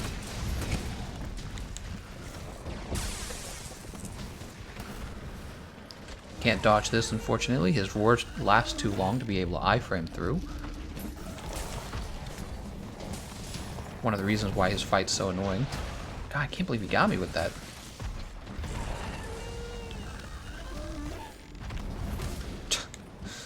Alright, let's see what he dropped. We'll take that. How does the gear situation look at early G rank in Monster Hunter GU? You know, I'm thinking about our gear getting obsolete immediately. Yeah, so that's the thing. I think that it works something like that, and I would not be surprised if this happened for Monster Hunter Iceborne. Because, you know, they need a reason for you to buy the game and want the armor. This is what they do, you know, you got to get rid of the old armor. Be like, nope, that's outdated.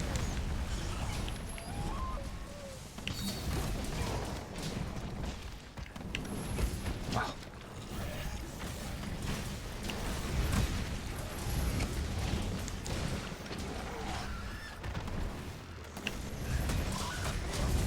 Oh my god.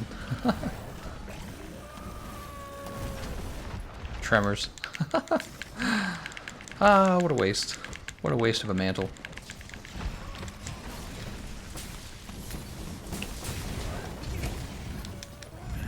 Gotta get... Oh, good. It was an actual jump this time. Got him.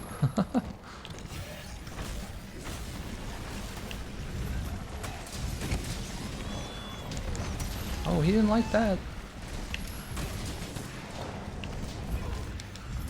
It's very important that we break his head in order to get these horns. Right, we can't dodge that. Imagine a Lord of the Rings collab with the Balrog as the monster. That would be cool as hell. They're never going to do that. Oh, man. What a waste. So much tremor. Alright, let's go ahead and get the Vitality Mantle on. This guy has way too much health, doesn't he? So ridiculous how much health he has. He's just a bullet sponge, to be honest. He's like a classic definition of a bullet sponge. After playing like Shigeru Magala, if I said his name right, it made Zenjiva seem a lot less interesting. Like, what is Zenjiva other than just a really big monster?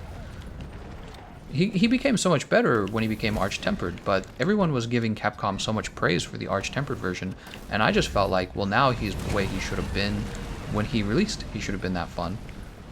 And we're so used to how boring he was that all of a sudden we think he's great now.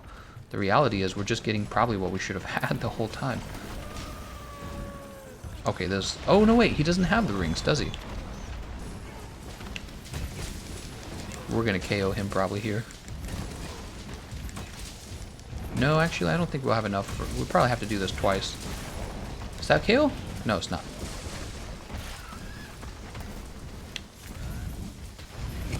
Wow, we just don't have the range.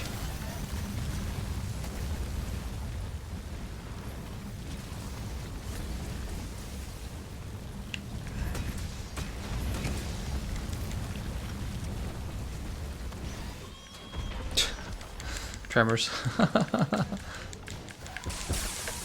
Get me out of these tremors!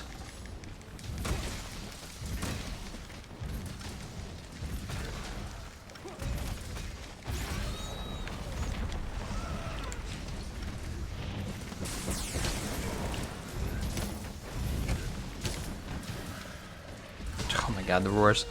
I hope they make the weapon and armor creative, just like Monster Hunter GU now. Okay. Yeah, of course. Yeah, I think everyone wants this, but I think there has been doubts and worries about that actually occurring. I want this material! Oh my god, I can't collect the Zenjiva material. There we go, we got it. It's a Zenjiva veil. He never drops... They never drop a crystal gem, do they?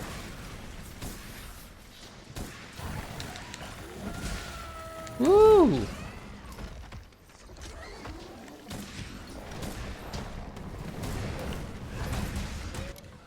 He's gone. Nice job, everyone. Alright, so we're here for a Zenjiva tail. We didn't cut the tail, so there's a fair chance we don't get it, unfortunately. And then we also need a Zenjiva gem, so we'll have to see if we get a gem. Zenjiva is my favorite monster. Whew. Well, then you're probably hoping he comes back. Yeah, people are suspecting he'll come back for Iceborne and be even larger. He will be even larger. Alright, no gem, no tail.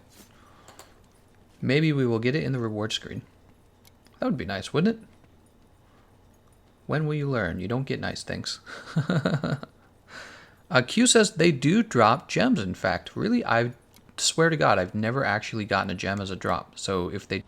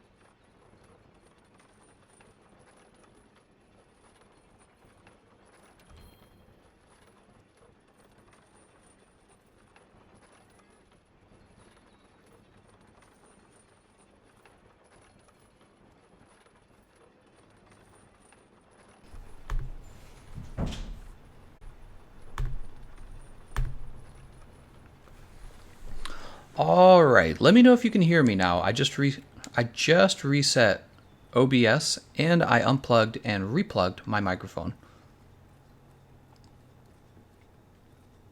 Let me know if you can hear me.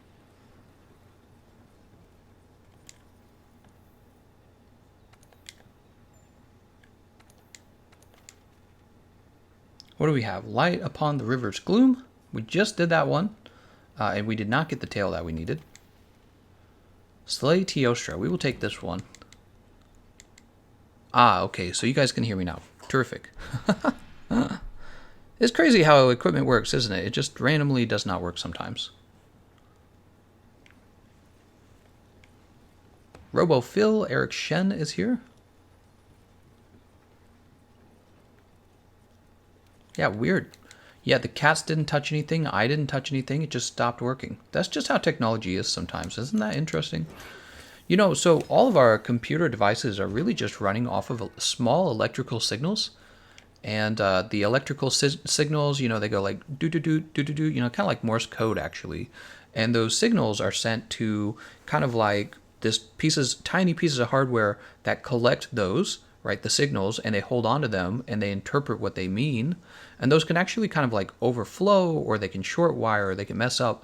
And this is what caused you to have like a memory crash on your computer, or maybe your software just stopped running, or your microphone just stopped running, because you know it's just something that can wear out and go wrong all of a sudden, but generally does not.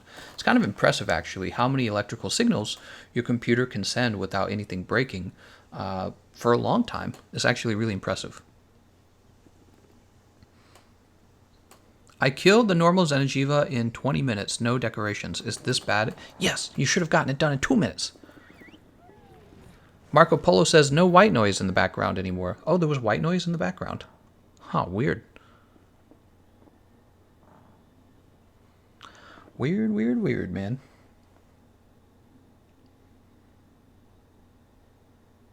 I wonder, am I allowed to send myself money on that? I tested, hold on. I'm so curious. I tested the super chat to see if I could send myself money. I wonder if I'm allowed to send myself money through the Streamlabs. I've never done this before, but because YouTube didn't allow me to do it, I wonder, I'm so curious if Streamlabs allows me to do it. Hold on. I'll start running over to Teostra in a moment. Just a moment. Oh, wow. Load, will ya? What the heck? Here we go. Charm Farm. Wow, that's the name of the stream, huh? Charm Farm. Oh, I got a new mouse, by the way. Let's go ahead and use this mouse. I'm just so curious if this allows me to do it. Let's go ahead and catch up to them. They're over here.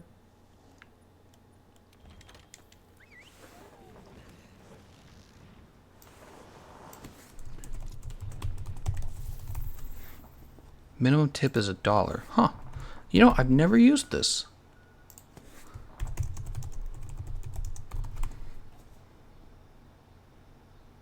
You are donating enough to use gifts. What?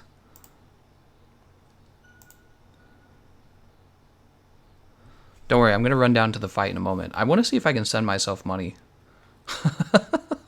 In the middle of my live stream. There's no reason for me to test this. I'm just curious because YouTube wouldn't let me do it. Ah, it says right here, you're logging into the account of the seller for this purchase. Please change your login. Okay, so they don't let me do it either. I always wondered, though. I was curious. All right, enough messing around. Let's get back to the game. We're like live. There's like 600 people watching, and I'm just screwing around with OBS and screwing around with Streamlabs. Last time I hunted a Zenajiva, I got 4 tails. Gotta love the... Oh, here we go. The reality of Monster Hunter World. I can hear your mouse. Oh, sweet. Is it making a mouse noise?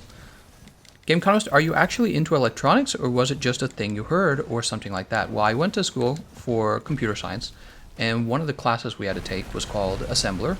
And in Assembler, you had to learn all about how computers work at kind of like a low level, kind of like at a hardware level. You had to learn how computers are, how software is working. Like, for example, did you know the reason your computer recognizes like letters that are being typed into your keyboard is because there's actually like a standard for the electrical signals for each of the keys. Like an A is equal to a certain number in your computer, and that number is provided by the electrical signals, right, which would be converted to bits. And the standard for that is actually called ASCII, I believe. Yeah, it's ASCII. And everyone just agrees to use it. See what I'm saying? And I'm sure different countries use different standards for different, like, special alphabets. So China obviously China doesn't use ASCII unless they're producing something for America.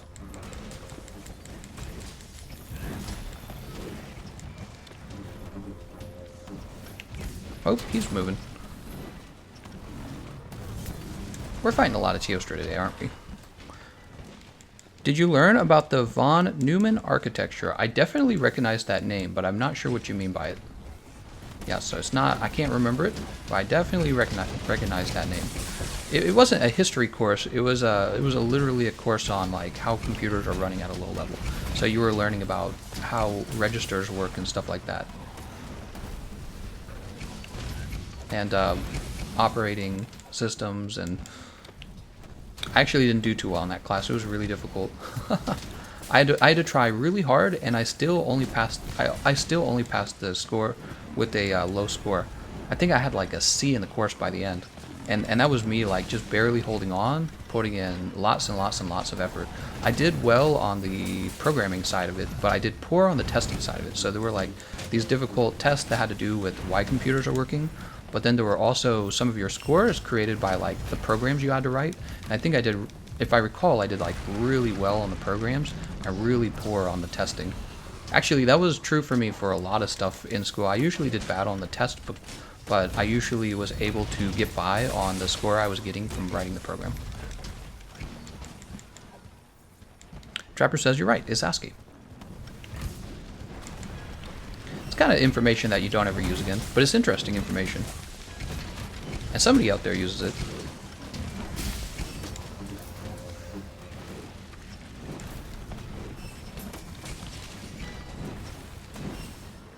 Very surprising how complicated it is. It's all complicated.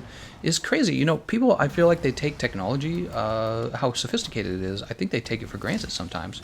All you know is that you go to the store, you spend $200, you got a little toy now that goes beep, beep, boop, boop. But you never really think, like, here's this video game that is being played with 4 other people, and the game is so good that it can send your responses in by the millisecond, and then take those responses, you know, your attacks, and transmit them to somebody else's Xbox or PlayStation or PC. It's really amazing. And when you learn about how difficult it is to create all of this, it's really surprising how far we've come. But of course, everyone wants it. There's so much demand for it. But yeah, it's just always, you know, when you sit back and kind of appreciate it, it's always interesting. Dragon Razor says, I wonder what Monster Hunter the movie would look like if it was animated. Oh, okay, so like an anime. I don't know if it would be taken seriously the same way. Unless it was made by like, I don't know, like a famous anime director. I don't know if it would be taken the same way. I think it would, you could have had like an anime TV show, I think, for sure. Like on Netflix, right? That'd be cool. But, yeah, I don't know. I don't know if it would. I feel like it could potentially do worse actually than the movie that's going to come out. Oh, I actually got touched by it. That sucks.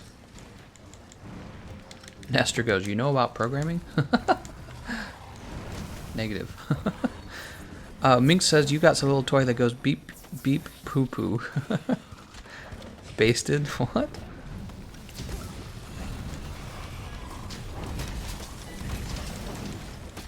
Beep, beep, poo, poo. Alright, good job, everyone. Do have an anime TV show. Oh, Monster Hunter does have an anime TV show. Oh, right. I've heard about this, but it's an old one, right? Trapper says, I can tell you it's such a cool and eye-opening feeling when you learn about all the stuff and you start understanding how all the tech around actually works. Mm-hmm.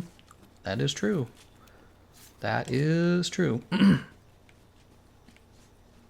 then you get to talk to your friends about how smart you are. Did you guys actually know? Silent Assassin says, if you can't get the behemoth armor with that, what is the next best armor set for fighting Arch-Tempered Nergigante? Ooh, so if you can't get the behemoth armor, well, for fighting Arch-Tempered Nergigante, probably I'd say the Teostra Gamma armor set. Well, this is for building Master's Touch, of course. It really just depends on what you're trying to accomplish. So if you're using a melee weapon, you're still going to want Master's Touch, so you would probably build Teostra Gamma. Now, if you're saying you don't have the Teostra Gamma or the Draken Armor, then probably Lunastra Beta Legs, Lunastra Beta Arms, Kovtaroth, let me think about it, Kovtaroth Beta Chest, Kovtaroth Gamma Coil, and for the helmet, either the Nergigante Beta helmet or the Dragon King Eye Patch. Wow, can't believe I have all that memorized. It's crazy. How did I memorize that stuff? But that's for like a melee build. You said Draken Armor, so I presumed you were talking about a melee build. Alex Harm says, I sent you a message on Facebook. I don't know if you saw it. Alex, I don't generally use the Facebook page too often. I use it to post videos usually. The best way to contact me is on Discord. I feel like the movie will be cringy. Oh, Prime is going to be cringy as hell. Sebastian Bauer says, get behemoth parts with the Plunder Blade. That's right. You can actually get all the behemoth parts by just farming him for the parts rather than having to defeat him. And he's really not that bad if you just get a group to fight him. He's not that hard of a fight, in my opinion.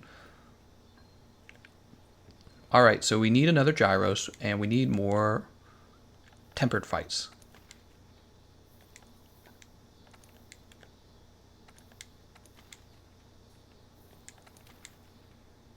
There's another Gyros. Oh, it's full. Okay, okay. We still need to fight in the Elder's Recess to get that Dragon Core. Here's Elder's Recess. So even more Arch-Tempered Teostra. I'm sorry, not arch-tempered, regular-tempered Teostra. Even more Teostra. I know this is what you all deeply desire. I can now convert a normal Apple to a computer. If only it was that easy.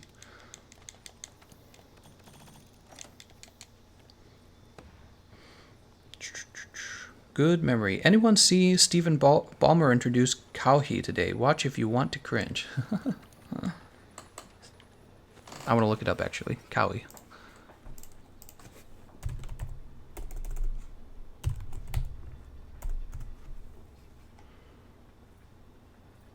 Steve Ballmer is fired up at Cowie Leonard, Paul George introductory press. Alright, no. We can't do that. We're in the middle of the live stream, though. Let's keep playing.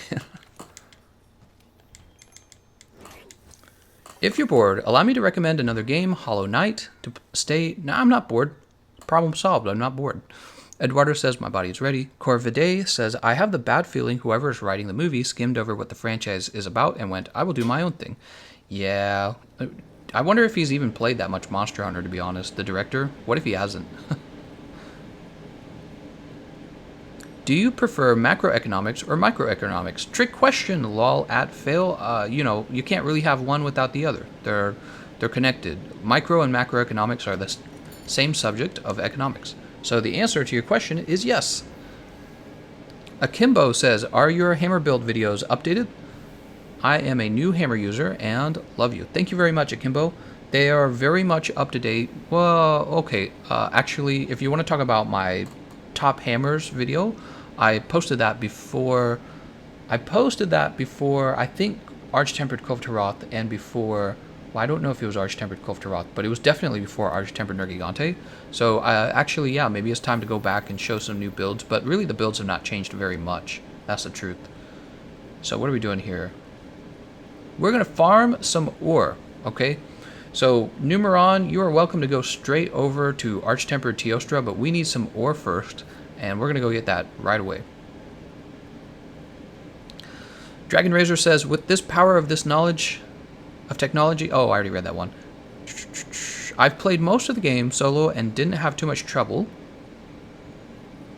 But now I'm in endgame and I can't beat any Arch-Tempered monsters. Any advice to beat them solo? Here is the best piece of advice. Be sure to be using the Fortitude skill. The Fortitude skill makes it so that every time you die, you receive a crazy amount more defense and a crazy amount more offense. It's extremely valuable. Ta-da! Fire Cell Stone. That's not what we need. So I'm guessing we need the red rocks for this Dragon Core ore. EFC asks, where are you from? I'm from very boring Missouri, USA. So United States, Missouri. It's a state right in the middle of the country. And we have not a lot going on. I mean, it's just a very kind of like quiet, out of the way state in my opinion. Nobody goes like, oh man, I need to move to Missouri. But we have a very low cost of living. So that's also very nice actually. Unknown skull. That's so creepy. Oh my god, am I getting a second one? Yeah, I am. Alright, we didn't really need the unknown skull or anything like that. Let's keep hitting up those ore. We want the ore. Dragon Core ore aren't mined. They're acquired via quest rewards, I think. I don't know if that's true. Something tells me they could be mined.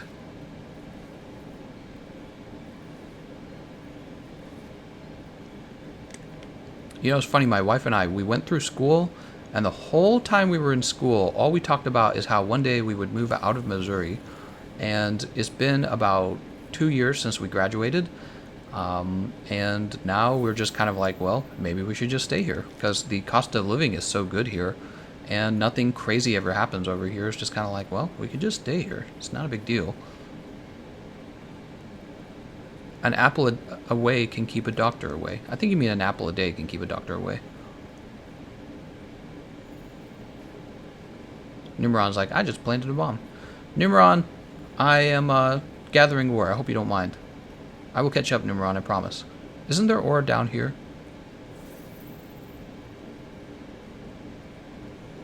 Oh man, it's all the way back here, isn't it? Oh. Is there not ore back here? I see this. Oh, it's way over here. This is all blue ore. Where's the red ore? Have you ever been to the beach? I've been to the beach many, many times, actually. Yeah. At least it's not Oklahoma or New Mexico. Are they having troubles over there? Yeah, I don't know much about those places. God's Warrior says, I like it here in Missouri. Yeah, it's very peaceful. It's very peaceful. Like I said, nothing goes on. Which when you first say it, you're like, oh, that sucks. But then at the same time, nothing goes on. Which, when you think a little more about it, it's like, that's not too bad. You know what I mean? You're like, I could live with that.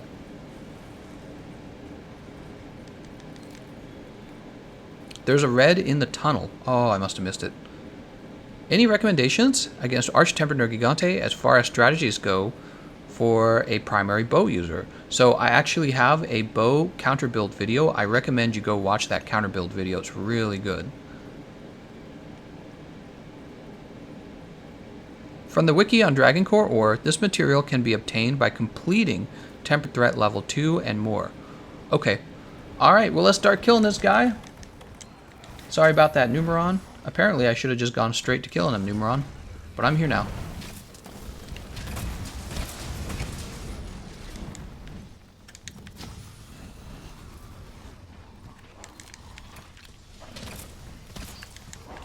Oh, you gotta be kidding me.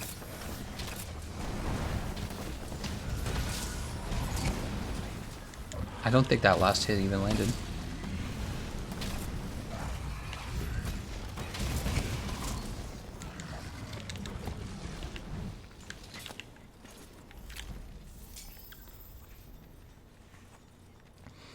When are you going to be doing another stream helping PlayStation players with defeating Arch-Tempered Nergigante? I could do one later. It just depends.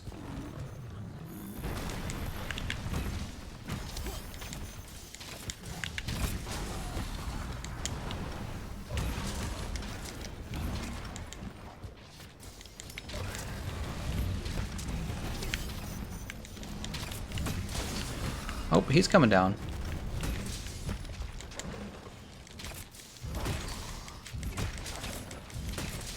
Okay, he came down from damage.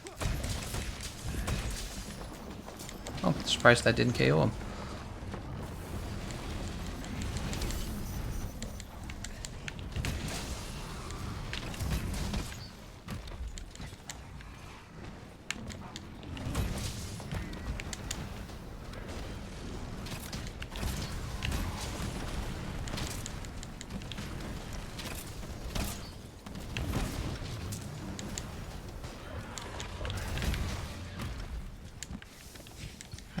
Do that real fast. Sorry, I'm so focused on the game right now. Should be talking to you guys. Oh, that sucks. Please do a PlayStation 4 Arch-Tempered Nergigante later. Arch-Tempered Nergigante.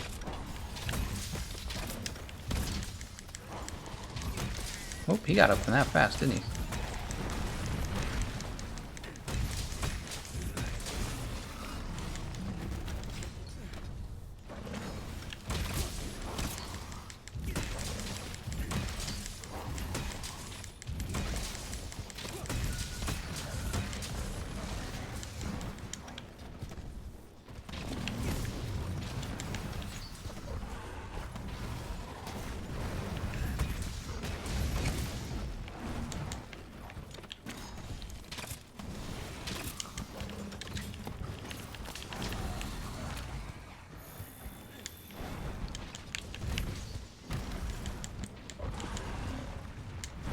I thought he was going to do something else.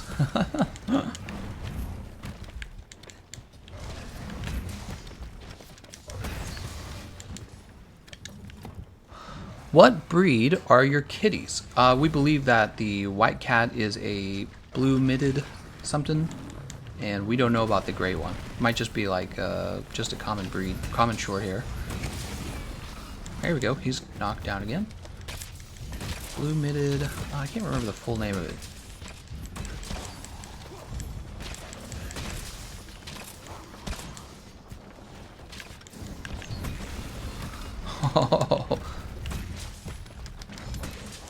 He's gone. Nice job.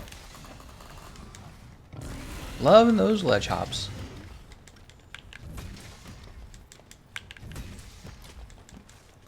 Let's go ahead and carve him up. Dragonfly says, I love how Arch-Tempered Nergigante just chokeslams Kush and throws him like a ragdoll. Hell yeah.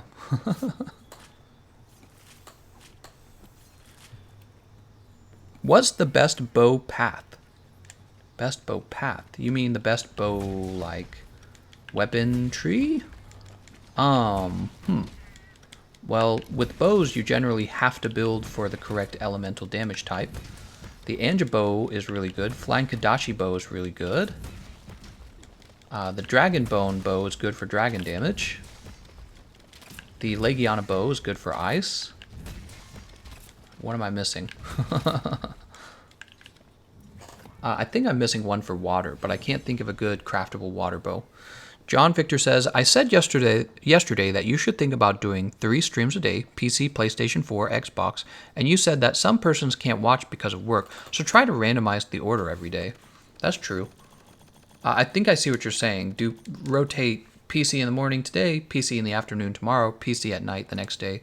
I don't know if that's what I'll do. What I might do instead is have like a whole day of PlayStation, a whole day of Xbox, a whole day of PC. I might do it that way. What do you guys think of that? Frankie Cutlass says Arch-Tempered Nergigante equals Pit Bull Terrier. That's true. What are the most used combos for the hammer?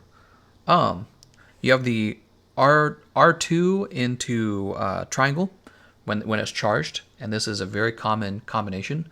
Then you have the brutal upswing, which is good for when you know that you're running out of time to get a move and you need a close space.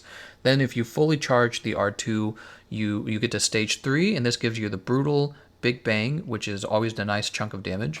Or you can go into the spinning bludgeon oh man, it gets complicated though. You go into the spinning bludgeon if you know that the monster is going to move, and you can get a meaningful chunk of spinning bludgeon out, followed by the brutal upswing from the spinning bludgeon.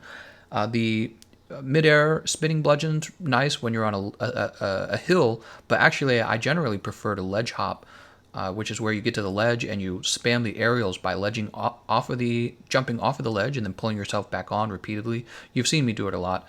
And then your best damage is when he's knocked down and you're using a charged hammer to get the big bang out. By the way, you charge the hammer so that you don't get interrupted by your teammates quite as much, because when your hammer is charged, your teammates like the longsword won't interrupt you. The big bang is really good. However, if you can spam the aerial can actually out damage the big bang. And I think a big part of the reason for that is because you're getting that nice 10% damage boost from the aerial skill built into the Draken armor helmet.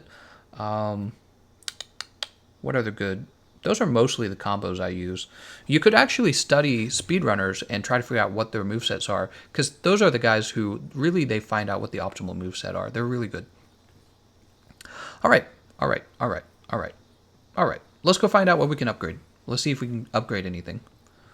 Oh, whoa, can't wait for my slimy boy. I can't wait for that gear. Gonna blast them monsters so hard. He's talking about Brachydios. Yeah, that's gonna be a lot of fun. I wonder if they'll reveal him soon. I bet they will. Syntax says, well, no wonder you don't know what a water bow, since we don't have a real water monster in the world yet.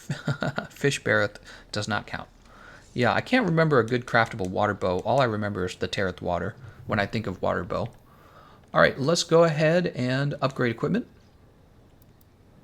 Mighty Charm still cannot be upgraded. We need Paluma Wing for that. And Exploiter, we still need that Dragon Core. Darn. All right. I really want to finish Weakness Exploit. There's a Paluma, but he's level 1. He's low rank, I mean to say. Let's get this one done. He's got Emperor's Howl Rune. This could take a little while.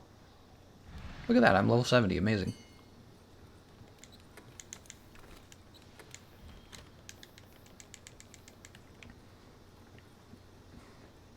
A theory is just a hypothesis. I can't talk. The quest you have joined has ended. Let's join the next one. Hypothesis. There we go. Some words, they trip your tongue up, you know. With strong evidence. That's right.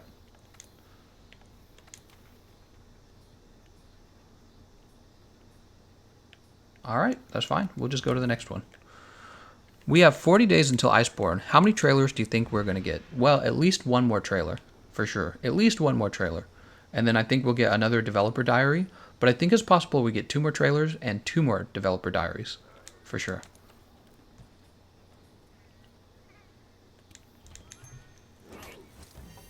Decided to make a new character going longsword instead of charge blade this time. Oh, nice. Have fun with that, prime tags. But personally, what I would do is I would just play with the character that you already have, who already has decorations unlocked and maybe augmentations unlocked, and I would just start working on your longswords, like just start unlocking them and start practicing with them. This is a much more efficient way to get into another weapon. Mr. Leo King says, how high should I have critical eye? This is a great question. How high should I have critical eye? It really depends. It's complex. It's complex because it has to do a little bit with your build. Some pieces of armor already give you some of the early levels of critical eye are really bad. Okay, the first 3 levels give you like 10% of affinity. And then after the first 3 levels are over, you start adding more levels and each one gives you 5%. So 2 critical eye would give you 10% after level 3, whereas 1 max might is going to give you 10% affinity, assuming your stamina is full when you use it, when you're using it. So there's max might is actually better in my opinion than critical eye, but depending on what armor pieces you chose, you're going to be stuck with critical eye either way. So the question is, which one would you rather have, static affinity from critical eye or max might affinity, which relies on stamina? And a lot of it just has to do with like what other medium decorations are you going to be using.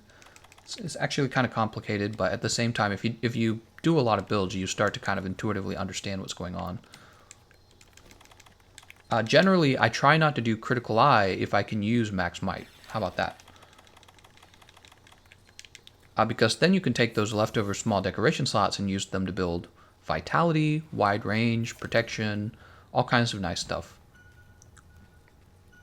Dragon Razor says, would you say the best dual blades would be the fire and ice blades? Absolutely not.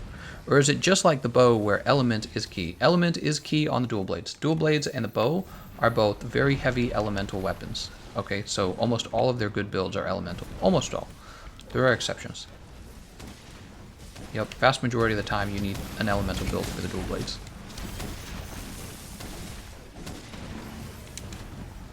Look at that dodge. How did I do that? I fought this guy way too many times.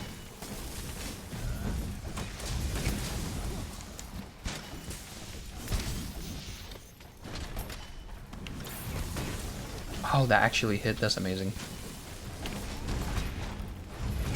Oh, we hit a back leg.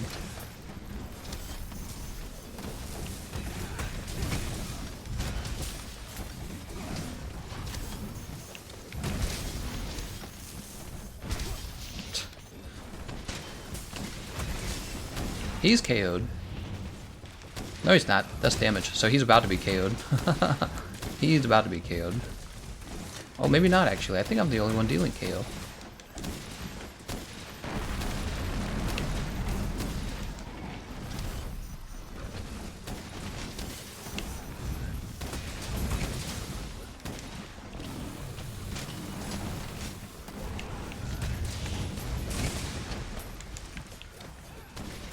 Oh, we're wrecking him. You could tell by the number of flinches he's going through that this guy is getting wrecked.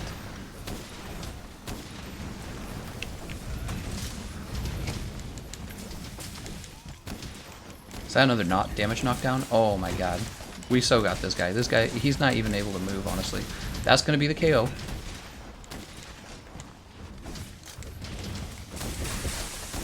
He's still going to be dead. Yep.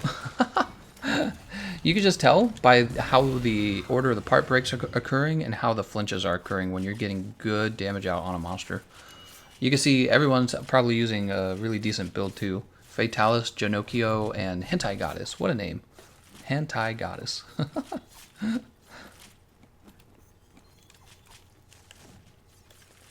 Here, we'll show you their builds real fast. So Fatalis with Kiar Strong Arm Ice. It's a really good build for fighting Arch-Tempered Teostra. And yeah, everything looks fine. And then, where's Hentai Goddess? Hentai Goddess is going to have a really good one. This is going to be Glutton. Glutton Heavy Bowgun is actually really powerful against Teostra. You just shoot him in the head over and over again. And then Genocchio is the one I don't know about. Kiara Dagger's Dragon. And there you go. Well, he's missing Weakness Exploit 3 and Peak Performance is not completed. So that build could have improved a lot with Weakness Exploit 3. Maybe, unless it already had a ton of built-in affinity. There's occasionally that occurs.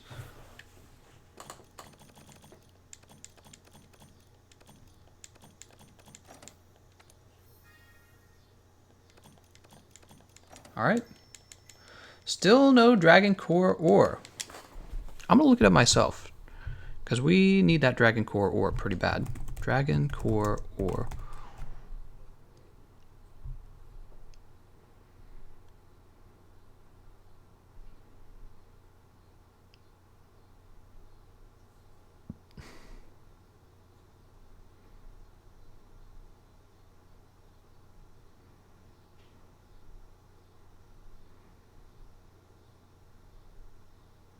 Okay, so it is. We do have to fight tempered monsters in order to get that Dream Core ore.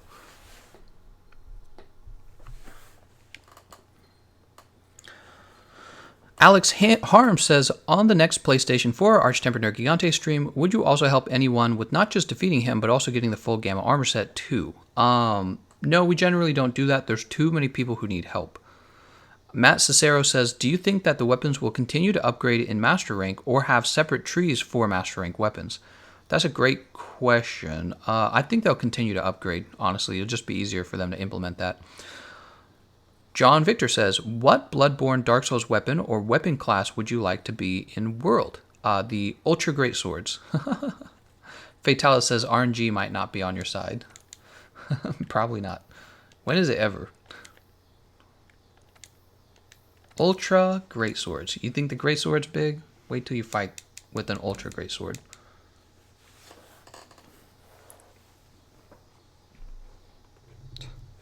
In Dark Souls, they also have a hammer class where, well, no, that's kind of actually like the hunting horn. They have whips in Dark Souls. That's pretty cool. So whips are neat. They have like fencing swords, right? Rapiers. So rapiers would be interesting.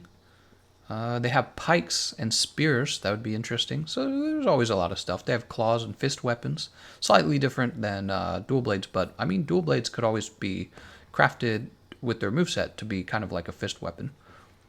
So I feel like that's not really required. Okay, let's get serious though. What are we doing? We're fighting Great Gyros. Moonlight Great Sword. Jump out of the canteen. Yo mama's neat. I want them to implement magic faith builds. Who knows what the next weapon could be in the game? I think it would be funny if they had like a mage. Would people not accept that? Maybe it wouldn't have to be a mage. Maybe it could be like... Wait, what just happened? We started, huh? Oh, he's already in quest. Maybe it could be like some kind of technological mage. Just something where you fire not... Well, I don't know. That would be another ranged weapon. You know, another ranged weapon I think actually would work. So think about it. There's a whole bunch of melee weapons in the game already. But for ranged weapons, we have the bow, light bowgun, and heavy bowgun. Light bowgun and heavy bowgun are actually already very similar to each other. So it's almost like saying you have the bow and the bowguns for the ranged weapons. And so if they could find another ranged weapon that they could add to the game, I think that would be very satisfying for adding interesting experiences to the game. And they could have maybe they could have like a weapon type that's kind of like using a magical staff, you know? Except it wouldn't necessarily have to be magic. It could be like technological or something like that. You know, it's all about just explaining like, how did you get this? Where does it come from? Why do we believe that this is in the game?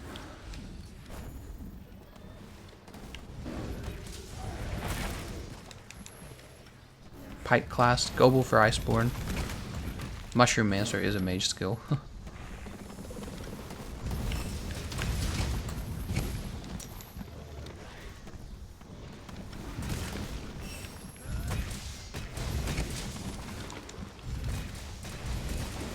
What the hell? Did you guys see what he was doing?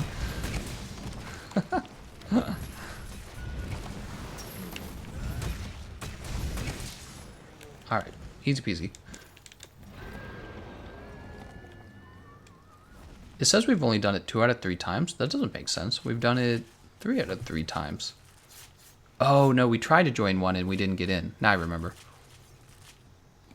Dragon Razor says, I hope the frying pan sword and shield comes back. I love that weapon. It was like if a lance and a dual blade had a child. Sad. Oh, whoa. Oh, whoa. We need a gauntlet class. I know it's similar to dual blades, but just imagine being able to combo a monster to death. Yeah, see, I don't know. I've had trouble accepting the idea of having like a fist class because it just seems too redundant. I keep saying that. It's so redundant because you could just take the dual blades and give them a different moveset. That's all you would have to do, really. Another weapon is not necessary. They should refine the existing newer weapons first so that they are as balanced as the hammer moveset. I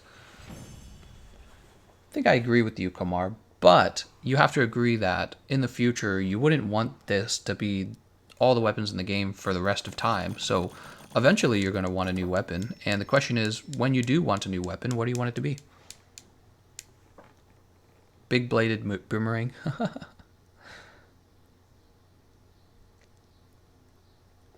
Big bladed boomerang.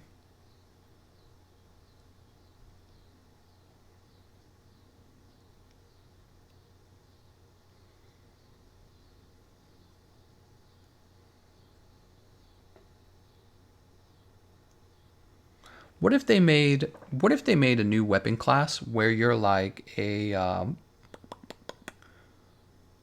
it's a new weapon class where actually you're not playing as a hunter, you're playing as either the Palicos or you're playing as some other small monster. And all of your attacks are based around what that monster can do. That'd be interesting. They already have Palicos in GU. They don't have it in Monster Hunter World, but they should bring it back, honestly. I think people would enjoy it. Oops. Let's see, we do need to fight Gyros again, don't we? Let's see how we're doing on our weekly bounties.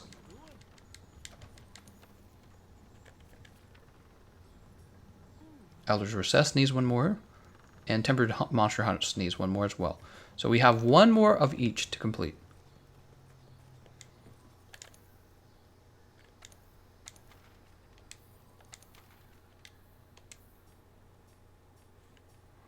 That's tempting. This is also tempting. We're going to take this one. Let's just get the Gyros one done first. Get it out of the way.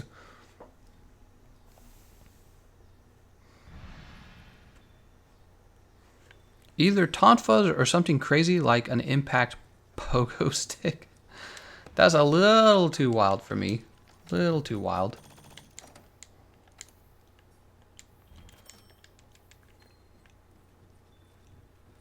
Yeah, it's just a little too wild.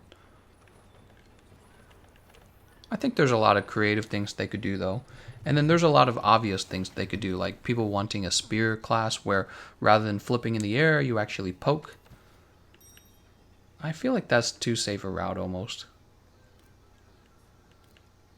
Have the chef's choice platter, who cares? Dual pistols, oh god.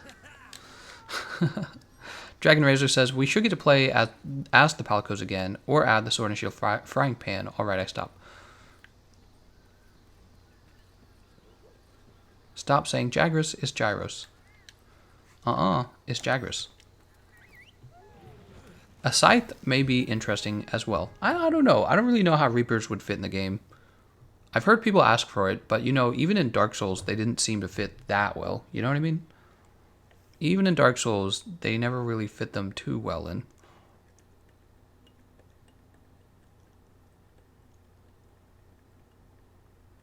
Switch Hammer, oh my god. How's it going, Legacy AR? Thanks for joining, man. Trapper says, I think that instead of making a new weapon, they should create some variations between the weapons of one type. So like 5 different hammers with some differences each. Yeah, actually, I would be in full support of that, so that there are actual like unique weapons within those weapon classes. I would fully support that. And that's basically what Dark Souls does already, and I think is a very good system. I think their current system where like there's 20 different hammers and really only one of them is relevant, I think that's a terrible system for rewards. It's just bad. You know, I've been using the sleep hammer this whole time, and there's really no other reason to use any other hammer unless I want to go slower, I guess. There's just no reason.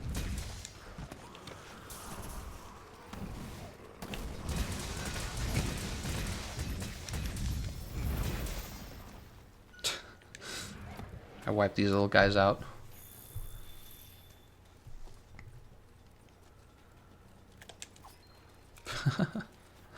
Let's grab this real fast. What's going on? Why is he all the way over here? Aw, just shy.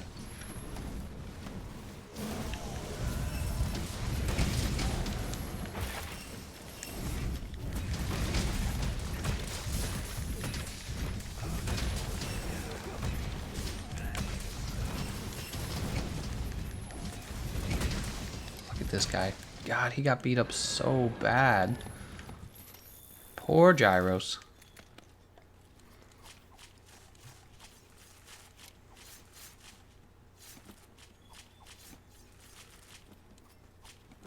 Spell sword class. That'd be cool.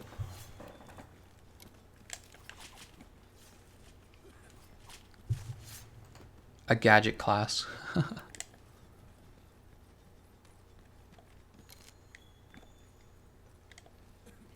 A conjuring hunting horn that summons friendly gajalakas. That would be amazing.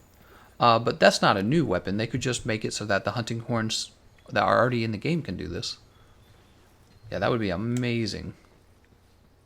I was talking about how maybe there should have been an ancient Lushan hunting horn that can summon a Jagras into the fight for you. But no, that would be too cool. Why would they do that?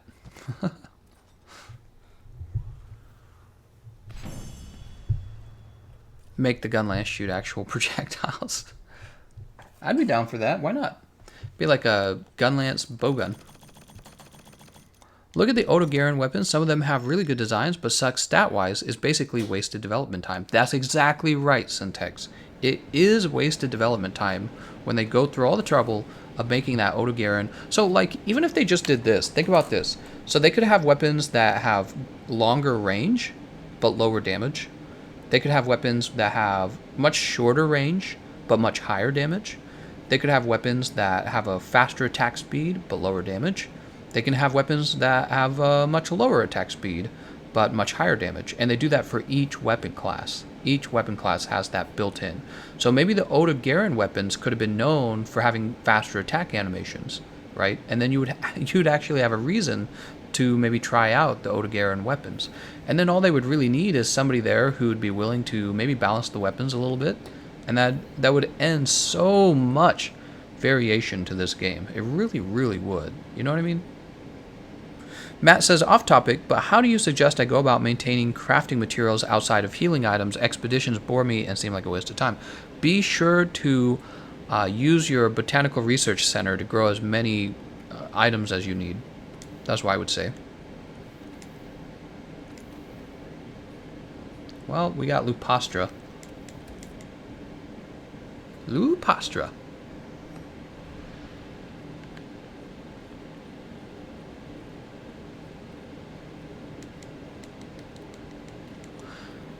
Mythew says, that would change the entire concept of Monster Hunter weapons, though. I mean, would it change it that much, though? And really, once again, the argument is, look at this one hammer I've been using pretty much since I unlocked it. There's no reason to use any other hammer. And this is the problem in Monster Hunter World, is one weapon does it all. And I'm betting in Iceborne, my bet is that they address this a little bit. They're probably going to make ailments and elements a little more relevant. I wouldn't be surprised if there's a new acid element or a new acid ailment with acidic glavinus coming. But whatever the case, maybe they'll have it so that you have to care more about your matchups. But the bottom line is, if you can still get a really high quality elementless build going that does almost as much damage as the elemental weapons, you know I'm just going to be using that half the time. Daniel Perez says, are you helping fans, players, Not right now, not in this stream. In this stream, we're working on our charms, as it says in the thumbnail and in the title. Child of Dionysus says Dark Souls weapons move sets are way less complex than Monster Hunter weapon classes, though the latter are more like each his own playable character than simple weapons. Child of Dionysus, I can see what you're trying to say, but I don't really see how it applies, though. You know what I mean? So basically what you're saying is in Dark Souls, you have fewer moves. I don't know if that's technically true. So in Dark Souls, you have R1 dash, R2 dash, R2 jump. You have weapon art. You have R1 combo. You have R2 combo. You have, I wonder if there are exceptions. Yeah, you have L2 combo. You have dual wield with one weapon class, or you have, oh, here, let's get into the fight. I'm so distracted. So I don't know if I necessarily agree that there is smaller movesets for the weapons in Dark Souls by any means. Also, the other issue is I don't really know how that could be used as an argument to say you shouldn't consider having, let's say, a hammer with more range than another hammer, but it does less damage than the hammers with the short range, right? That's not, I don't really see that as a particularly strong argument. The strongest argument might be that Capcom doesn't have time to make that many variations in the weapons. But think about this. So there's all these hammers you never ever use, right? But imagine if Capcom focused more time on just 10 hammers and they all did similar damage to each other, so they're all equally viable, but they're all like unique in maybe like their range or peak damage or something like that. You know what I mean? That's what we're talking about, and I actually think is a valid idea. Eric Sheen's mounting. When can I fight Kulve Taroth? Pretty soon. Kulve Taroth is coming out tomorrow, I believe. Tomorrow, probably in the afternoon.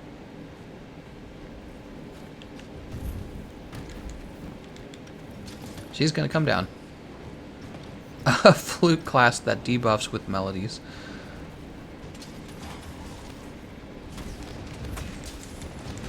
Oh, that's interesting. What if they made a hunting horn that had crazy good damage?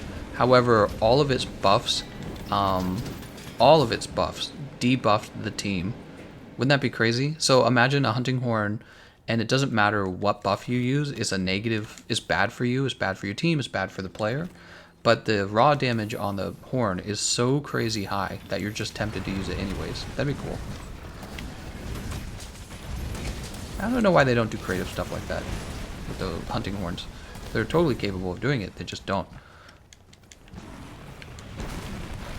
Maybe it's one of those things you do when you have spare time, you know, and they don't have spare time. There we go, hit her in the head.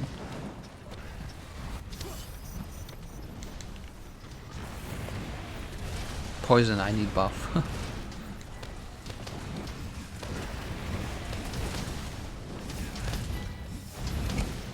A meta would still develop. Look at the Seregius weapons, for example. One weapon effect would shine over the others more likely.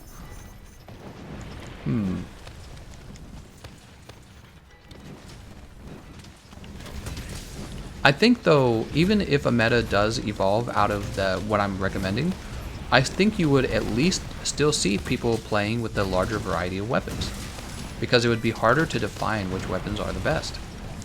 In the current meta, it's really straightforward, isn't it? It's just whichever one does the highest damage, because in every other regard, the weapons are exactly the same. And this, I would say, is a big problem for them. It makes it very hard to make loot. It's supposed to be a loot-driven game, right? So the loot is supposed to be really important here. But all of the loot is essentially the same, with some having slightly higher damage numbers, and there's probably people who play... I wouldn't say they're the majority, though. There's probably some... Oh my god, I'm gonna die. There's probably some people who play strictly to have good fashion, I suppose. Yeah, there's probably some people playing for fashion. But the fashion in this game has never been the most important part of the game. The most important part of the game has been able to... are you able to speedrun the monster? Are you able to survive the monster? How quickly can you grind the monster? Right? All of it's based around grinding or speedrunning or something of that nature. Just being able to make it through a very difficult solo, like Extreme Behemoth. Obviously, if you're fighting Extreme Behemoth, you don't want to have lower damage. It just is a really bad idea. There's no reason to. My concern about the new acid ailment theory is it lowering monster defense and it ends up being super OP. Oh, yeah. So if there was a new ailment, an acid ailment, it would probably be a debuff ailment. Yeah. So when they showed off that acidic glavenus gameplay, I don't know if you guys were paying attention. I was. Acidic glavenus, they turned the HUD off. Did you guys notice that? They turned the HUD off, and all I could think is that they don't want to show any chance of showing a new ailment getting applied to the hunter. That was so actually I have a strong suspicion that acid may be a new thing in the game.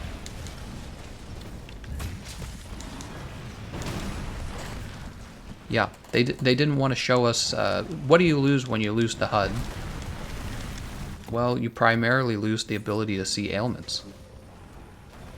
Oh, snap.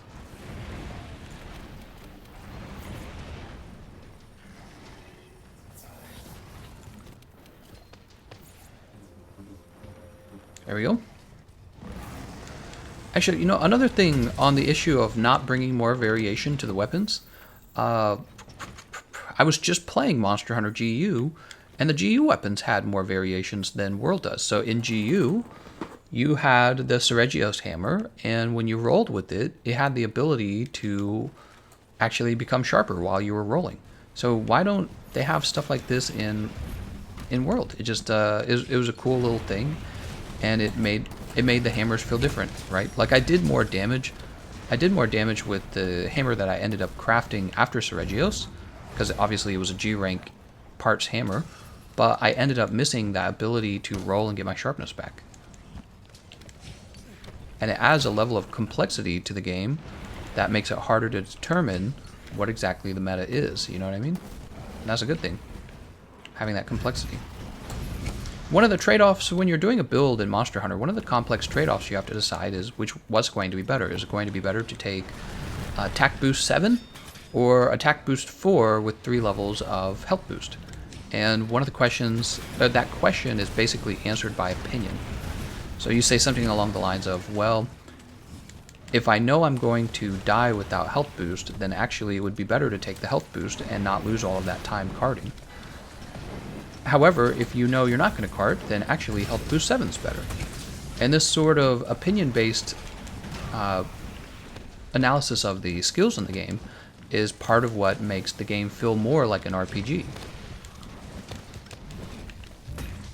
Oh, nice. I hit her one more time. And so I would actually say that's really important, and that's why having something like the Seregios hammer can sharpen itself if you're rolling, like that adds a layer of complexity that you have to kind of figure out. James Dice says, the Rotten Vale has acidic pools that deplete your HP very fast. Some way to this. I could see acid being a debuff ailment in the game. That would actually make a lot of sense if it was a debuff ailment. Because a lot of games have debuff ailments, and currently Monster Hunter World does not. Oh no, I don't have a charge on my hammer. Doesn't matter, she's dead.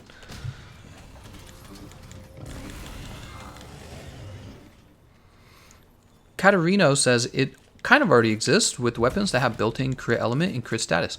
Yes, so Arch-Tempered Nergigante is difficult enough that we have to consider giving up some damage to bring the gut skill on maybe like a Basilgeuse setup, Basilgeuse armor, or maybe like a Lunastra Blaze weapon that normally wouldn't normally be optimal, but maybe for a bit of defense it actually is optimal, because it all depends on, well, would you have survived without this? So this is exactly what you want in your game, and in order to have this, you have to have weapons with special abilities built in. So yeah, a deeper variation in the weapons is actually a really good idea. People who are scared of doing things like, well, maybe having some hammers to have, I don't know, a faster attack speed. What are you really worried about? Having more variety in your game? You shouldn't be scared of that. Shouldn't be scared of that. It just means you have even more things to explore, more things to do.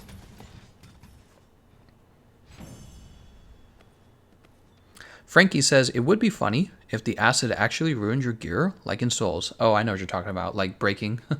Here we go, here's a Dragon Core ore. Got it. That is what we were looking for.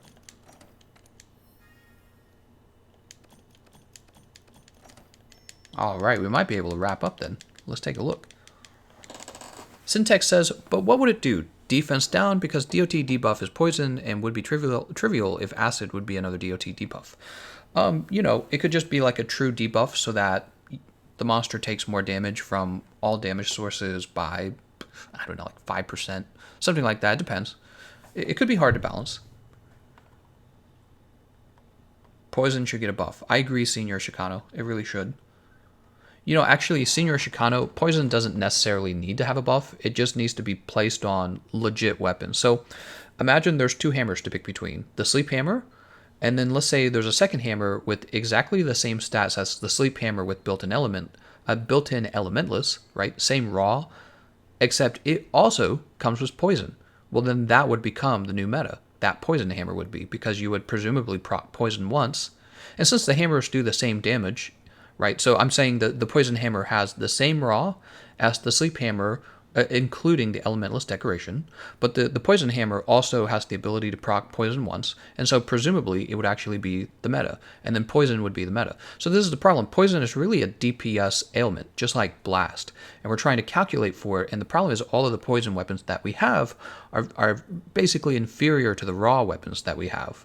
So I think that in Capcom's mind, they say, well, if we lower the raw damage on this weapon to include poison, that is balanced, but it's not actually. You would have to bring the raw damage of that weapon to actually match the other raw weapons. So there's ways to balance the poison without having to change the poison, but it depends on what weapons we get, really. I'm like talking with my hands over here instead of playing.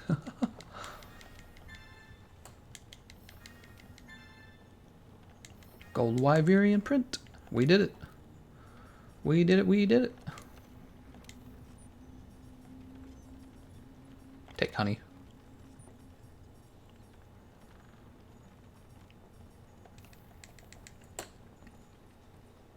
Syntax says, imagine if it makes other ailments more effective, like sleep paralysis, but just for melee weapons, because let's be honest, ranged weapons are OP on the ailment side already.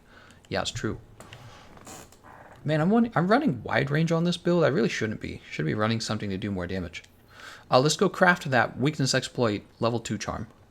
Silver says, I would like it if the part breaks on monsters had more effect on the fight. Yeah, I mean, part breaks already do kind of have an effect on the fight. A variety of monsters become weaker when you part break them. Great example is the Behemoth. You cut his tail and he is significantly nerfed for the rest of the fight. And then the other interesting thing about part breaks is when they occur, they give you generally a knockdown, not always, but if they don't give you a knockdown, they do give you a heavy flinch on that monster. So part breaks, I feel like they're in a good spot already. They're not meant primarily to be all about, sorry, a little fly in my face. They're not primarily meant to be about damage. They're meant to be about part breaking.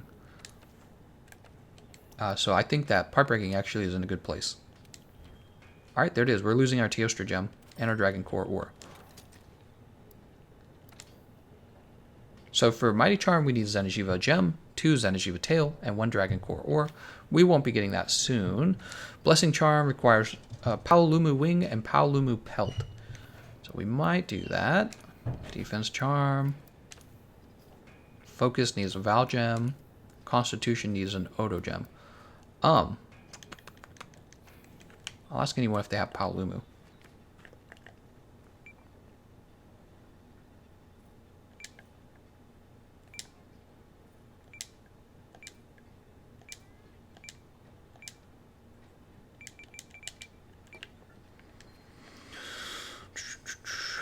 Let's see what we got down here. I'll check myself. The trade yard. Oops. That's the waterfall bridge. By the way, how long is this stream? Probably over 2 hours by now. Yeah, we're at 2.5 hours. We might wrap up soon. Prime Tags asks, what hunter rank are you? On the PlayStation, apparently I'm a hunter rank 70. But on the Xbox, I'm ranked like 730. Gameconomist doesn't like the login bonus. Here, we'll take the login bonus. What is it? There we go. We got that good energy drink. Numeron's like, I got you, fam. I got you, fam.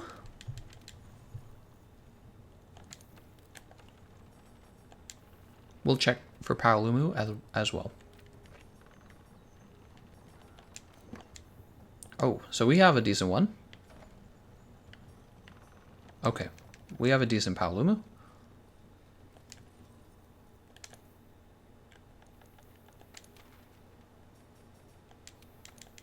It's actually fine. Level 3 KO necklace. Great point, Street Scores. Let me add that to the list. Level 3 KO necklace. KO charm, actually. That's all you need to call it, is the KO charm. Great point. KO charm is a good one. You know, I might make a fresh KO, or not fresh KO, a fresh top charms video. Thinking about doing that. After playing the game even further, I have an even deeper understanding of all the charms. Especially with the current meta. And especially with charms probably carrying over into Iceborne. I wouldn't be surprised to see a lot of charms unlock their level 3 upgrade.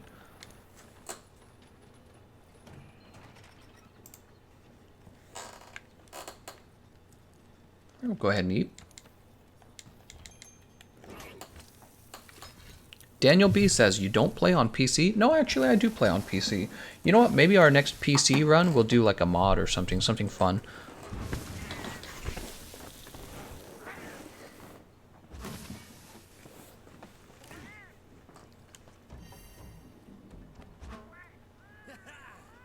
Legacy says, have you upgraded the Mighty Charm? No, we need Zenigeva parts that we can't get. We'll get those parts when he comes back in the festival for sure. James Dice asks, what about Guard Charm and Artillery Charm? I'm going to update this to say Guard Charm as well. Guard Charm is good. Guard Charm.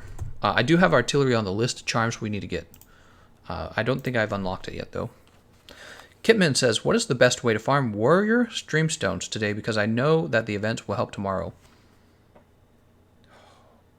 Do Tempered Investigations for Tier 2 monsters. That's what I would... Well, yeah, for Tier 2 monsters. That's what I would do. Okay? And try to get as many rewards as possible when you do those. Right, we're after Paolumu.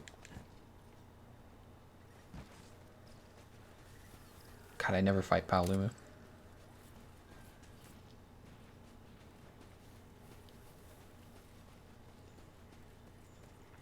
A lot of people want a new weapon. My friends and I were discussing fist weapons, fast, nimble, KO damage. I don't understand the obsession with fist weapons. I really don't. I don't feel like they would fit in this game very well.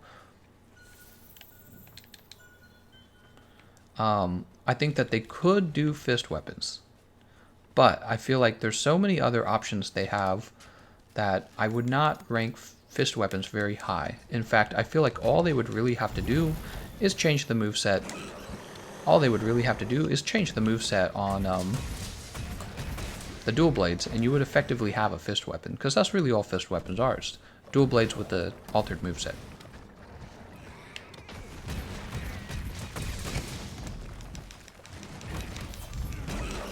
Oh, that's okay. I still smacked him.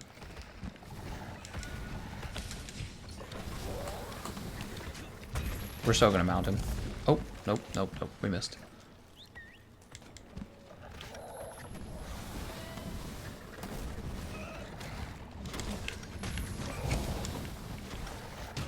Ouch.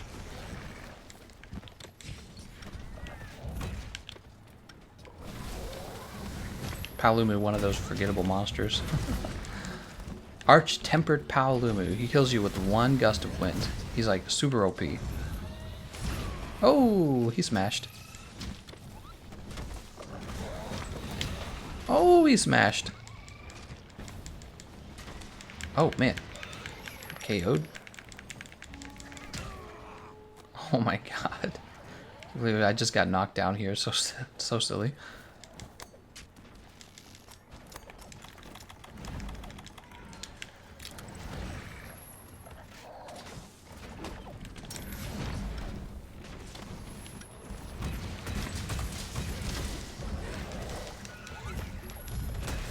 Oh.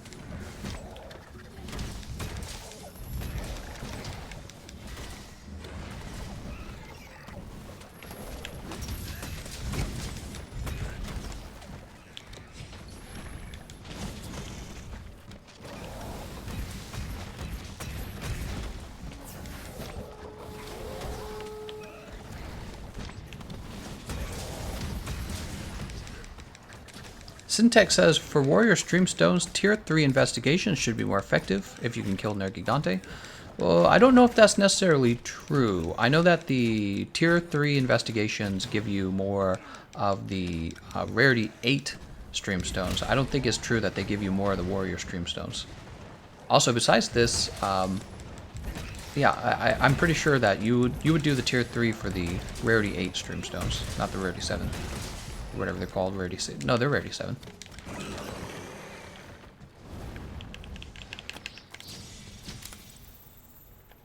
He's gone. Where's he going? Where are you running?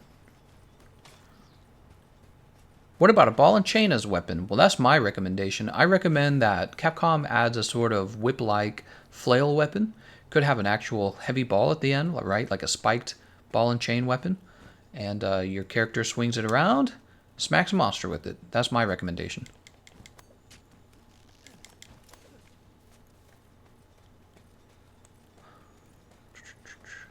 Yeah, chain weapons are a good idea because they will introduce physics that are currently not being used, and I think that's a big fun part of the game. No! Oh my god. Oh Jesus. He wind pressured me.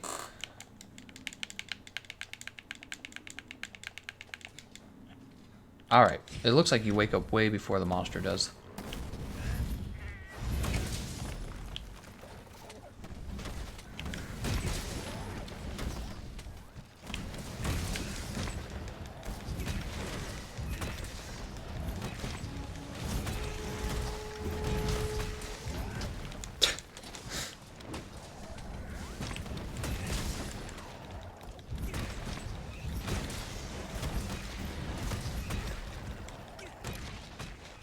Nice job.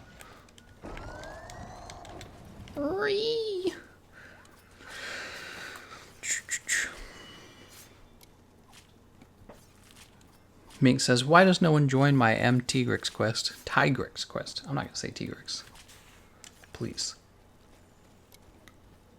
Oh, you know what? I haven't done these very often. Conch shell? Maybe I'll get a new ingredient here. There we go. Choice abalone. Sweet. There's a new ingredient.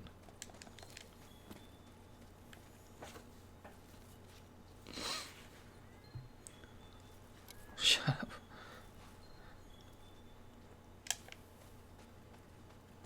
I wonder what the news is saying about the Mueller testimony right now. Curious.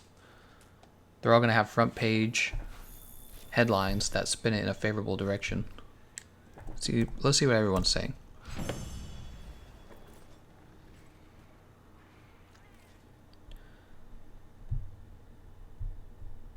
All right, we'll go ahead and take all these.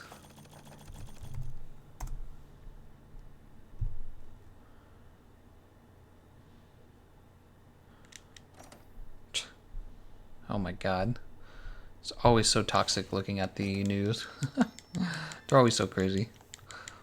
Komar says, where is wind pressure negated now? Paolumu Tyrannia, Coral Highlands needs to stop. Dual-sided spear to replace the way you should use insect glaive and change the insect glaive so that it's more effective airborne. Yeah, see, they could offer, instead of offering a spear weapon, they could just offer a different, like an alternative moveset for the insect glaive, where it has no aerial attacks, and you use it quite literally as a spear. They wouldn't have to introduce a new weapon category or weapon class. They could just have spear insect glaive. Yosidi says, I'm fairly new. I've been fully invested in dual blade weapons and gear, but its moves are starting to get boring. Any suggestions on a more diverse, interesting weapon type? Great question, Yosidi. I think the weapon with the most variety to it is definitely the bowguns. If you learn the bowguns, you can usually jump between light bowgun and heavy bowgun, and then all of the different ammo types have a different playstyle for the most part. I mean, you will be aiming for most of the ammo types, but they're all very, very different in terms of playstyle and even build requirements. So if you want a weapon that has lots of diversity in it in gameplay, I would say the heavy bowgun and the light bowgun. And again, if you learn one, you'll basically learn the other. They're not too different from each other.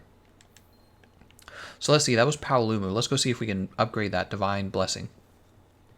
Kumar says, Capcom is in contact with you, right? It would be interesting to know if Warrior and Hero Streamstones get obsolete with Iceborne.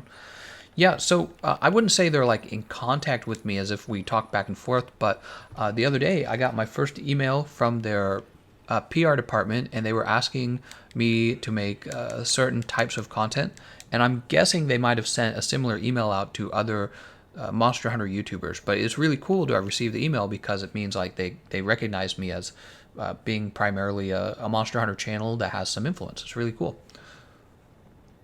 And I asked the guy, in the email, like, why do I get demonetized? He didn't answer. Let's see. Upgrade, right? Let's get back to work. Balasok gem, right? So blessing, we got it. Paluma wing and Paluma pelt, perfect. And we can go right into the last upgrade for a divine blessing, perfect. Okay, so we've gotten actually a lot of the charms. Look, we did get artillery 3. So let me put a check mark next to the ones that we got. Handicraft isn't even started, right? So we need handicraft still. Weakness exploit is done. Max might is started. Ammo up is done. Focus is started. Artillery is done. Health boost is done. Divine protection is done. Evade window is not started. I don't think Crit Eye is started. Peak Performance isn't started. KO Charm isn't started. Okay, so let's go ahead and go to Forge Equipment. We're going to go to Charms, and we're going to start going down that list. Let's look up Handicraft. Why haven't we started Handicraft? Here it is. How did I see that? All right, we need Zora Magdaros stuff for that. We'll wait for the festival to start for that one. Focus. Focus is started. I need to upgrade it. Evade window. Evade window is not my biggest priority, actually. But let's find evade window real fast. Where's evade window? It's out here. Oh, there's guard. All right, we'll grab the guard. Guard is started. A wide range. Right, wide range is really good. Wide range, because it gives you 3 levels. I actually use wide range all the time. So it says here I need a Zitzi Yaku Claw in order to get the friendship charm started. So that's got to get started. Let's put an S next to the ones that are started. So Max Might is started. Focus is started. Evade window, critical eye, peak performance, KO, guard charm is started. Okay, so let's see. We're doing real well, by the way. We are moving right through these. Fortify, Horn Maestro, capacity boost, recovery ice. There's critical eye. We need warped bone. So to get, let's see, where is it? Critical eye. We need warped bone. All right, so we can't start that one yet. Here's evade window. We need a Legiana tail webbing. Here it is, evade window. We need to fight Legiana. Sorry, I'm not answering your questions right now. I'm getting this done first. Handicraft, we need Zora Magdaros.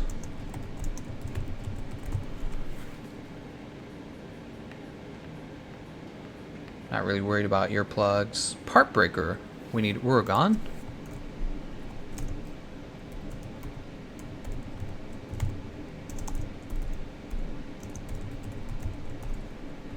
Okay. 7 heroics, tool specialist, agitator. We could get our agitator started if we wanted, and then peak performance requires Valhazak. All right. Peak performance. I wonder if that one will stay relevant. There's a Fluvia resist. Huh. No, miasma decorations will suffice for that. I'm not going to build that one. It'd be a waste. Look, there's the critical charm. Oh, and it reset.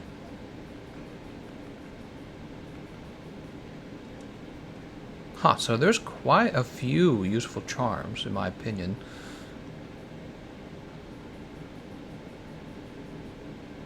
Constitution is started.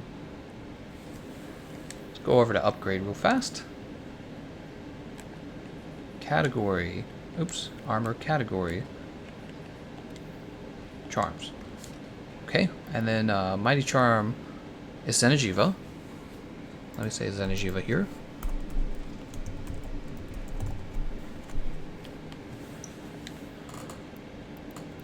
defense charm isn't going to get upgraded. Focus charm is Valhazak. We got to fight some Valhazak guys. Look at that. Fitness charm is Odogaron. So that's the Constitution charm. I don't even think it's on this list. Somebody just recommends it. Yeah, Constitution. And we need Odogaron. Wow, that's 16 charms so far. And the guard charm requires Radoban. The Radoban Medulla. I remember being stuck on that. Radoban Medulla. Wait, that's for guard.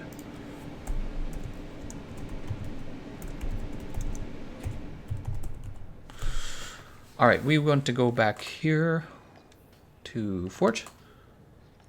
Don't worry, I'll be talking to you guys in a minute. Right now I'm just trying to get this list completed so I know exactly what we need. Did I already... Part breaker needed Oregon.